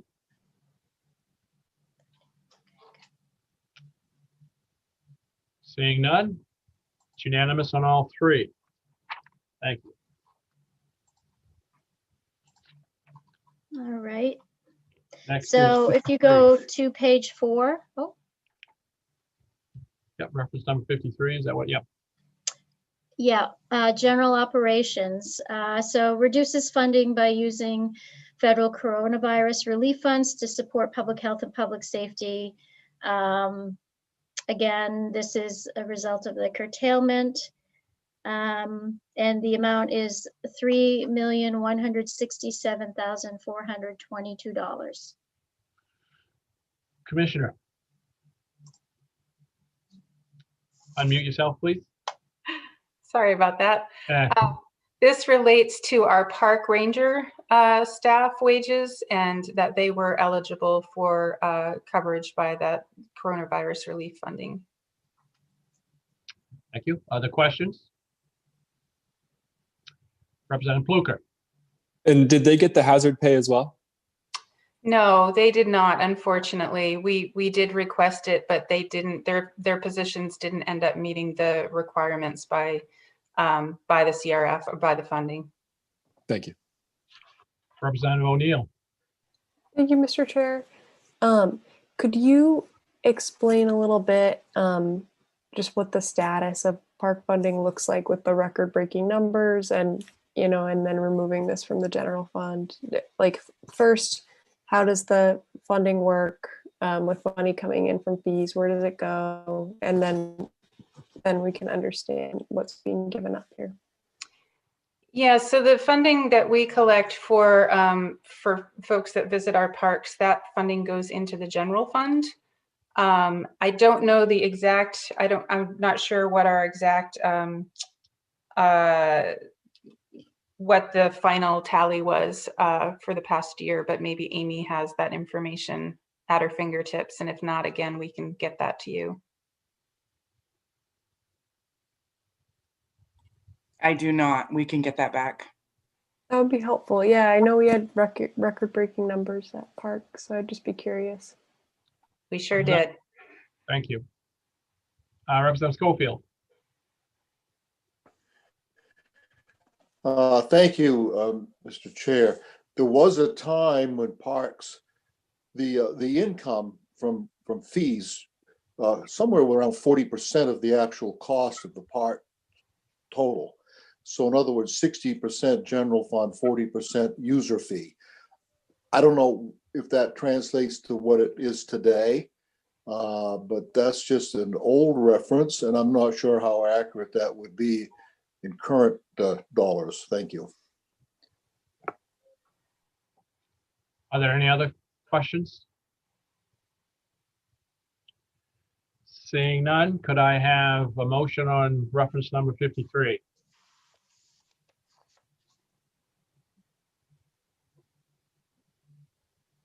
So moved. Second. Representative Hall has moved it in, and was that Representative Landry who seconded it? Any further discussion or questions?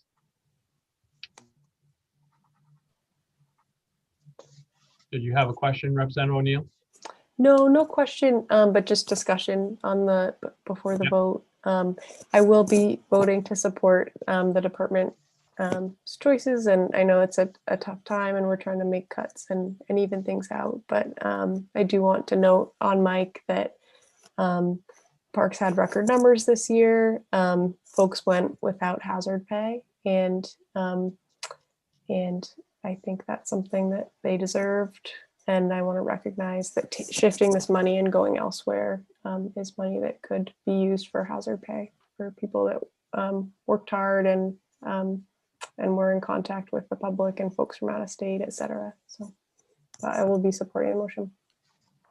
Thank you, Representative. Even though I think the commissioner said they tried to get hazard pay, is that correct for this group? Yes, that is correct. We did request it. Who makes that decision on hazard pay?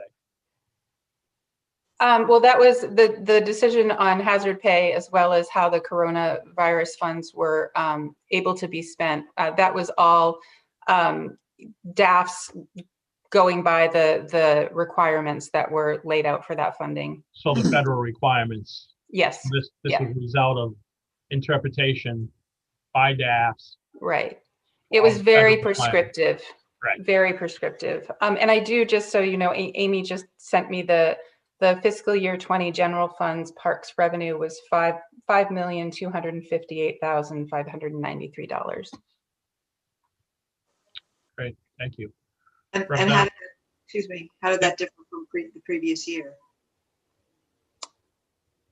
Great question. Maybe what we could do is put together, you know, sort of a historical, just for your information going forward, we could put together some of those numbers for you so you can see the trajectory over time. Right. I'm sure that's going to be very useful when we get into the actual budget. Sorry. Later on. Yes, Representative Ogier. Sorry for speaking before without being recognized. So my next question is, I very much support what Representative O'Neill mentioned, that the people who are working in the parks were frontline workers and dealing with the public. And is there a way that we could, as a state, send a message back to the federal government who have these prescriptions that do not include hazard pay for those workers, to let them know that we here in Maine think that that would be an important change?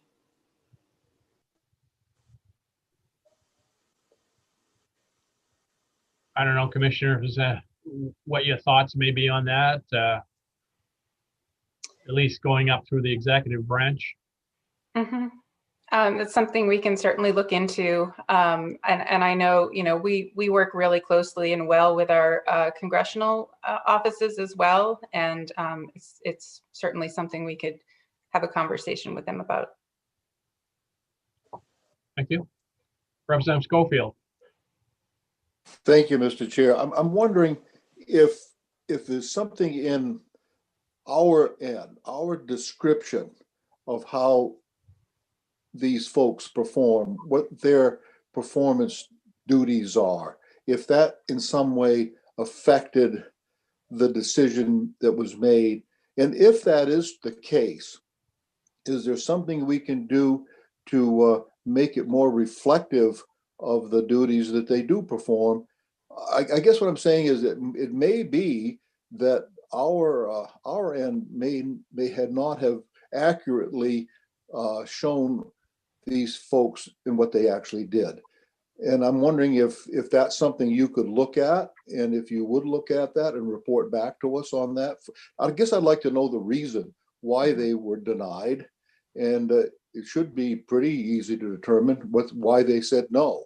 And the second thing is, I was wondering, when these numbers are crunched, could you give us a percentage of funds income versus expense? In other words, user fees versus actual general fund expense.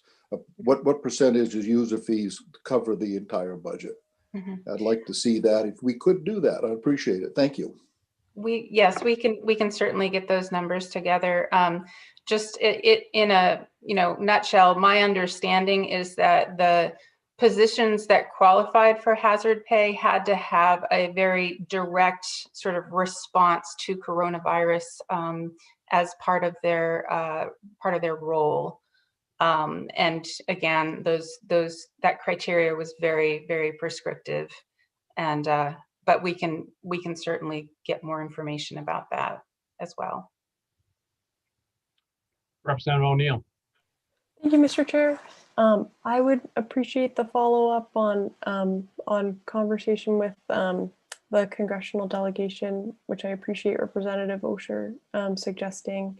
And I just wanted to also support what Representative Schofield had suggested, and just note to the committee that my point of starting this conversation was just to say we're taking money in with park fees, and we're moving it out, and we're choosing not to give hazard pay to these employees. We may not be getting it from the federal government, but we are taking in fees, and we're not using it to take care of our workers. So I just want to be really clear that that's what we're doing.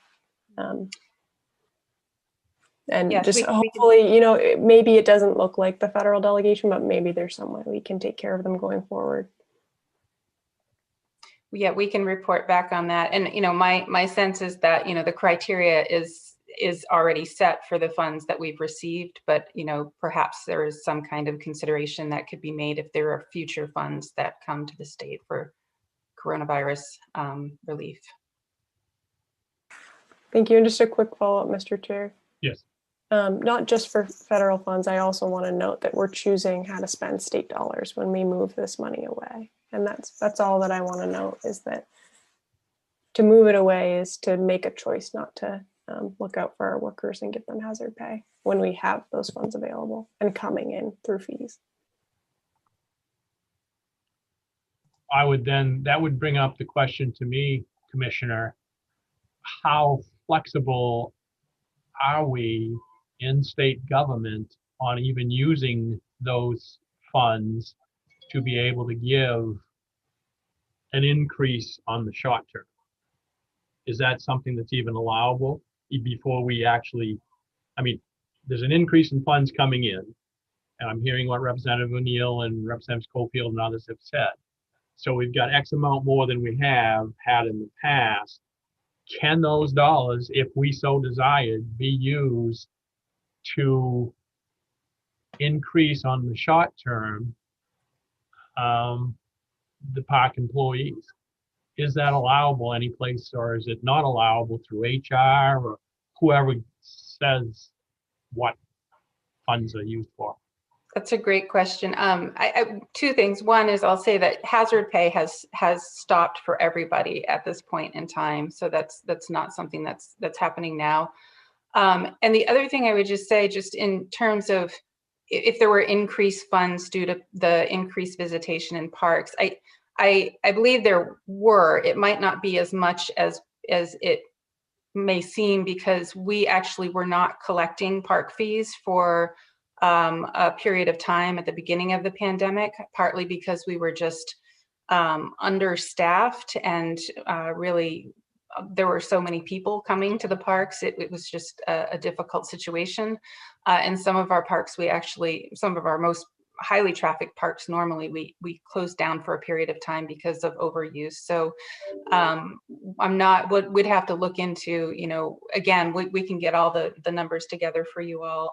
And as for that question, Senator Dill, I think Amy might have something more to say about what we can or can't do, or perhaps Randy as well. So when we collect the general fund revenue, it isn't tied, this is Amy, I'm sorry. Yep. It isn't tied back to the ACF. It goes into the general fund coffers. Then we in turn get an appropriation through your work when we request a budget. So they're not tied one-to-one by any means at this point. And the ability to do that is, we don't have the ability to do that as a department. And we can get you those numbers back on the revenues. Thank you. I think that helps clarify, because I think a lot of us are going the same way that Representative O'Neill and Representative Schofield has said, that they certainly deserve some hazard pay or some other remuneration in some form. But I realize from what you just said that we can't do that, even with the state funds. And there, as the commissioner said, the federal funds were quite prescriptive, so we couldn't do anything with that either. So great.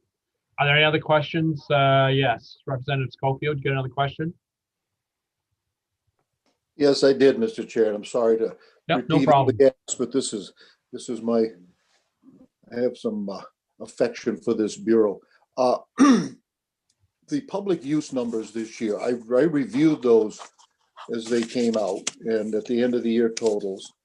And I have to say, I was astounded that the use was as high as it was, given, and I knew there was a busy summer and I knew that the use season was very busy, but considering the fact that the parks were closed for a while, some of the major ones along the southern coastline, and the fact that user fees weren't collected and many others, because you just stated staffing shortages and whatnot.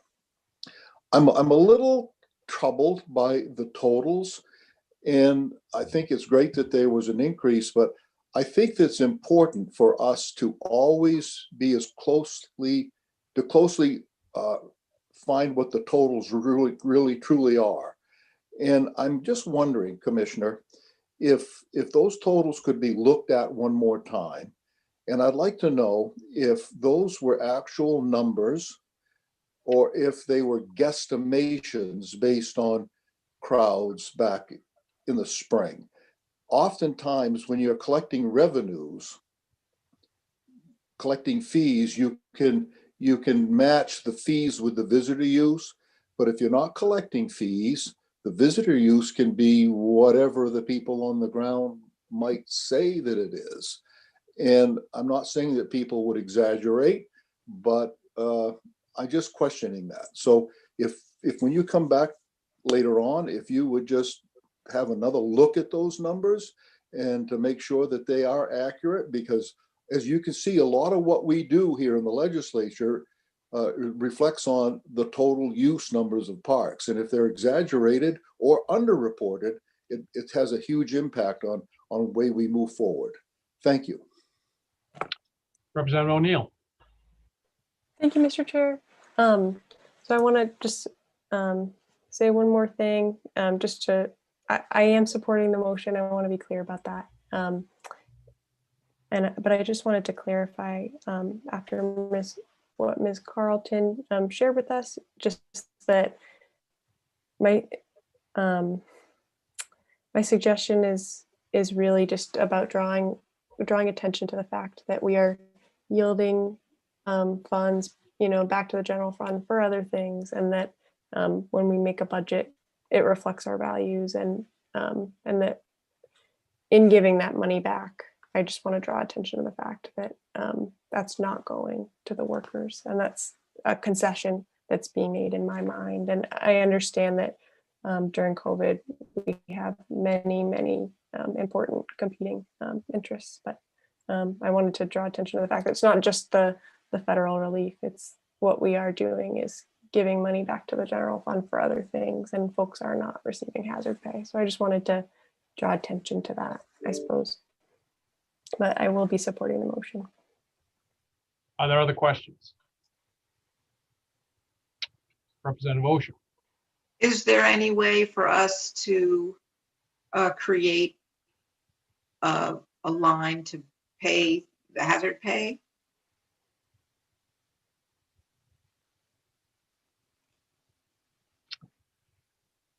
Would you explain that a little further, what you mean by that? Does that mean that would we as a legislative group committees suggest that in the budget something is put in? I'm new at this, so I don't know what I'm suggesting. I'm basically supporting what Representative O'Neill said. My previous comment was to say, if we don't think this is just, then what is what's one mechanism? And so Commissioner Beal said, well, we have a good relationship with our delegation, federal delegation. This is a federal rule. And so that would be one possibility, is to communicate with them. And another possibility would be to do what we think is just, even if some would say that we're not allowed to do that. And so I guess I'm asking, is there a way in which we can get around this federal prescription because we are managing a part of the state budget that deals with workers, and that these workers are, they don't get to work at home and Zoom as we are. And so in some way to remunerate them for doing this very important public service that puts them at risk. I don't know how budgets work and how, but I do know that things change when people who have a conviction take a stand. And so I'm seconding Representative O'Neill with the conviction that a budget is a symbol of our ethics.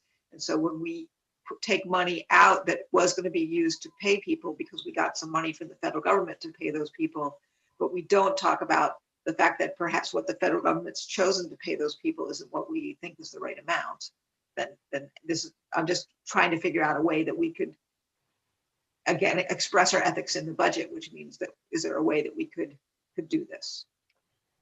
I believe the only way we could do that is to, when we look at the budget, is actually increase the budget, from our end, and put more money in the budget, but that still has to go through appropriations and through everybody else. So even though we as a committee may feel that this is important, and I'm not saying one way or the other how the committee feels, I think that would be about the only way, and maybe Amy or the commissioner could weigh in on that. But it's not just that we can tell the commissioner to put more money in. We're going to have to actually put it in the budget. And I can see Karen has her hand up too. So I'll call on her first, and we'll come back. Karen.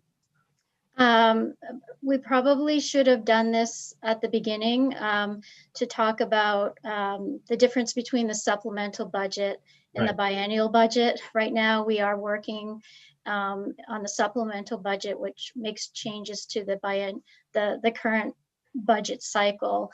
And Michael Russo, I believe, I don't know if he left. Oh, there he is. He actually, if it would be helpful, Mr. Chair, to just kind of talk about that, give us a brief summary of that, and also how to talk about how curtailments work. I think there might be a little bit of misunderstanding here about how curtailments work. So if the chair is okay, Michael is here to talk about that briefly. Sure. I mean, as I said, I think the only way we can do this would be in the next budget. And I don't know if that would be past the point anyway, but go ahead, Michael, if you would be so kind as to give us a brief description, if you can. Hi, everyone. I was listening in on the YouTube, and I noticed there seemed to be some bouncing around about what the curtailment does. So I just wanted to hopefully clarify in a short, condensed version. This supplemental budget is a little bit different than previous supplemental budgets. Previous supplemental budgets were appropriating or allocating extra funding we received in terms of revenue that wasn't present when the biennial budget was instituted. This supplemental budget is really shifting around funding as a result of curtailments. And curtailments operate a little bit differently than revenues and things like that. What happened as a result of the pandemic was the state experienced a significant revenue shortfall. So anticipated revenues that were built into the biennial budget were reduced as a result of the pandemic. And the curtailment program is, it takes place when that happens. The Revenue Forecasting Committee notifies the governor and the state that, we think that there's going to be less revenue than was anticipated. So the curtailment is designed to be spread out equitably across most of the programs, so no one really gets hit hard in one direction. And the governor has authority to do that up to a certain point, but then she has to come back to the legislature to get formal approval to make bigger changes. And it deals with financial orders and things like that. So the governor can operate within the appropriations and allocations to a degree, but then because she's really changing the legislative intent of the budget, she has to come back to the legislature and get your formal approval. So this supplemental budget is really doing that. It's identifying other sources of funds that have come in, the federal coronavirus relief funds, and she's using them to backfill expenses that were incurred up until December 30th. So it's trying to think of the best way to describe it. Certain expenses are allowable under the federal guidance, And what we're using is federal funding to backfill the expenses incurred to hopefully keep the budget in balance going forward to the end of the fiscal year. And then the next budget cycle will start up. You're going to vote on the biennial budget in the next couple of months. That biennial budget is the next couple of fiscal years. This supplemental only deals with the current fiscal year to June 30th. After that, you're in an entirely new fiscal year and a new budget and a new appropriations and allocation section. I hope that helped clarify a little bit, because you're certainly entitled to make any changes you want and make that recommendation as a policy committee. But a lot of what the supplemental budget is doing is trying to keep the budget shortfall in balance by using different funding as a result of curtailment programs. Thank you. Are there any questions? All right, very good. Thank you for that explanation. I hope that clarifies some things. Commissioners, anything you want to add, or Amy? You're muted again, Commissioner. Saw that. Thank you. Yeah, I just want to say that I share the feelings of that you all have expressed here, that our park staff did an incredible job keeping the public safe, keeping themselves safe, and I really do commend them for the work that they have done. And I know it means a lot to them to hear you all say that you also appreciate it. So I appreciate that the spirit of this discussion. Thank you. Representative O'Neill. Thank you, Mr. Chair. I wanted to respond to Representative Osher's question that led to Mr. Russo speaking with us, and say that I'll be supporting the motion, but I hope we can continue this conversation. Maybe there's an opportunity for back pay. Maybe there's I don't know what we can do right now, but I think we flagged it and had a conversation about that, and we can revisit it during the budget. Okay, thank you. Amy? Yes, I just wanted to clarify a little bit on the hazard pay piece, just for informational purposes. The folks that did receive the hazard pay, it was $5 an hour, but it was not a standard 40-hour week. They had to document when they were in situations in which they could not socially distance or have PPE and those types of things. So it wasn't a blanket hourly for the 40 hours. It was actually documented time in which they were in situations where they could not be as protected. Mr. Chair, may I respond? Yes. Thank you. Thanks. That's helpful clarification. And I can understand how revisiting that might be difficult. I still would like to continue the conversation and support the motion. And I'm grateful for the conversation that we've had, just to draw attention to the fact that parks are bringing in money. We're shifting funds right now just to make everything work. But great. Folks didn't get the opportunity. Thank you. Are there any other questions? Seeing none, we do have, this was discussion on reference number 53. It had been moved in. So is there anyone objecting to moving that in? Saying none. It's unanimous. All are in favor. Next is reference. Nope, that's it. That's it. So I don't, because all of the items, all the initiatives were unanimous, I don't see a need for you to take a vote on the whole package. I mean, it is unanimous, but I'll defer to you. I think that's fine. Everyone was unanimous, so, and we did do that so everybody could see. So I think we're all set. Okay. Okay. So I think that's it for today. Okay, committee, is there anything anyone has to say before I ask for motion to adjourn? Saying nothing. Can I have a motion? Oh. Representative Pluker. Is Sorry. making a motion to adjourn since I called for it. Thank you. I Go have ahead, one question. Representative. I was on the the website, our committee website, and clicking on some of the LD numbers, but they don't have the testimony in there just yet.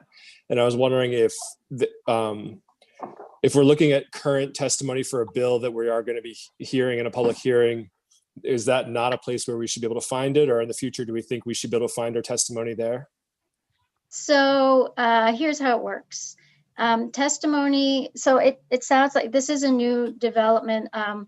We are going to be providing a link on the committee web pages under materials by LD. So initially I thought that's where I put, my bill analysis or an amendment, maybe a sponsor presents at a public hearing, anything like that, I would put there, which I still plan to. But we're also going to have a link to the bill status page, which that's where testimony, fiscal note information, you can find all of that. The thing is, testimony is not posted there until after the public hearing. So if you are getting online submission testimony, which some people do submit it prior to the public hearing, which is helpful, that's not going to be posted until after the public hearing. And I don't know, as we get more busy, all the committees are getting busier. I don't know what the lag time will be, but it won't be posted until after. But it should be complete by work session, probably. Yeah. I would hope so, yes. And that one link will have both your analysis, any fiscal note, if there was one put together, public testimony. Yep, so the fiscal note information and the testimony would be on like the regular bill status page, but there'll be a hot link on the committee webpage in that LD link. And then other stuff that I would post would be like the analysis, or a sponsor provides an amendment at the public hearing, so anything like that. But yeah, that's and we have a land use public commission rule coming up, so I will post the markup of the chapter. This basically the rule packet that you would normally get. I would post that on the committee webpage as well. So just so I'm clear, I see more questions then, so maybe I'm not answering it very well. Is it all in one place, or is it going to be in two different places? How do I answer this? It will be all in one place, but one of the links will take you to this bill status page. Are you following me? So there will be two links on on the committee page. One will take you to bill status. Yeah. So you go to the committee page and there'll be a link, committee materials, and then you'll go to committee materials by LD. You click on that and you open it up, and then there'll be within that another link to the bill status page. And then there'll also be other documents like the bill analysis or any other materials in that, so it's connecting you to all the information you need in one place for the LD. Gotcha. Thank you so much. I understand now. Yeah. Okay. Cheryl, did you have a comment on this? Yes. Just to reiterate what Karen said, all of the online testimony that was turned in will be on the committee page after today's meeting. Maybe give it another day. Anything that comes directly to me and not put on the online testimony, I send out to you immediately as soon as I get it. So what I'm going to do now is just in the subject, I'm just going to make sure I put down the LD number so that you can just type in on the information page the LD number, and that should come right up on your email easily enough so that you'll find it. So some testimony is presented just to the ACF page through me. So, and I in turn send it to you folks. So if you, what I'll do is make it more clear so you can find it easier, if that's okay. That sounds good. Thank you very much. Karen? I don't mean to cut in front of Representative McCray and Well, we got Representative Schofield. Representative Schofield and McCray, but I thought maybe you were talking about the same issue. I am. I actually have a follow-up question for Cheryl. Is there a different, I've been trying to encourage people to use the online submission portal because it's more seamless and it doesn't take the committee clerk's time of forwarding email testimony to the committee, and then you have to print it out, and then you have to create a cover sheet and send it to the law library. Right. The online submission is a much more efficient process. So I didn't know, Cheryl, my question for you is there a difference in the amount of time it will take for testimony to be put on the bill status page, whether it's submitted online through that link or through you? It is quicker to go online through the link. Okay. Because when it comes to me, it's quicker for you folks to see it because I send it directly to you. But to get it online, it takes a few days after the public hearing. So it is quicker online. Representative Schofield. Thank you, Mr. Chair. Before I move to adjourn, I would like to make a note that lovely background you have is pretty neat. And if you tip yourself back into a certain situation, your head actually disappears under that waterfall, which proves the point that Senator Dill can dive deeper and come up drier than anybody I know. I move we adjourn. Before we do that, before I ask for a second to that, Representative McCray had his hand up. Yes, thank you, Mr. Chair. Sorry, Representative Schofield, I know you got lunch coming, but anyway.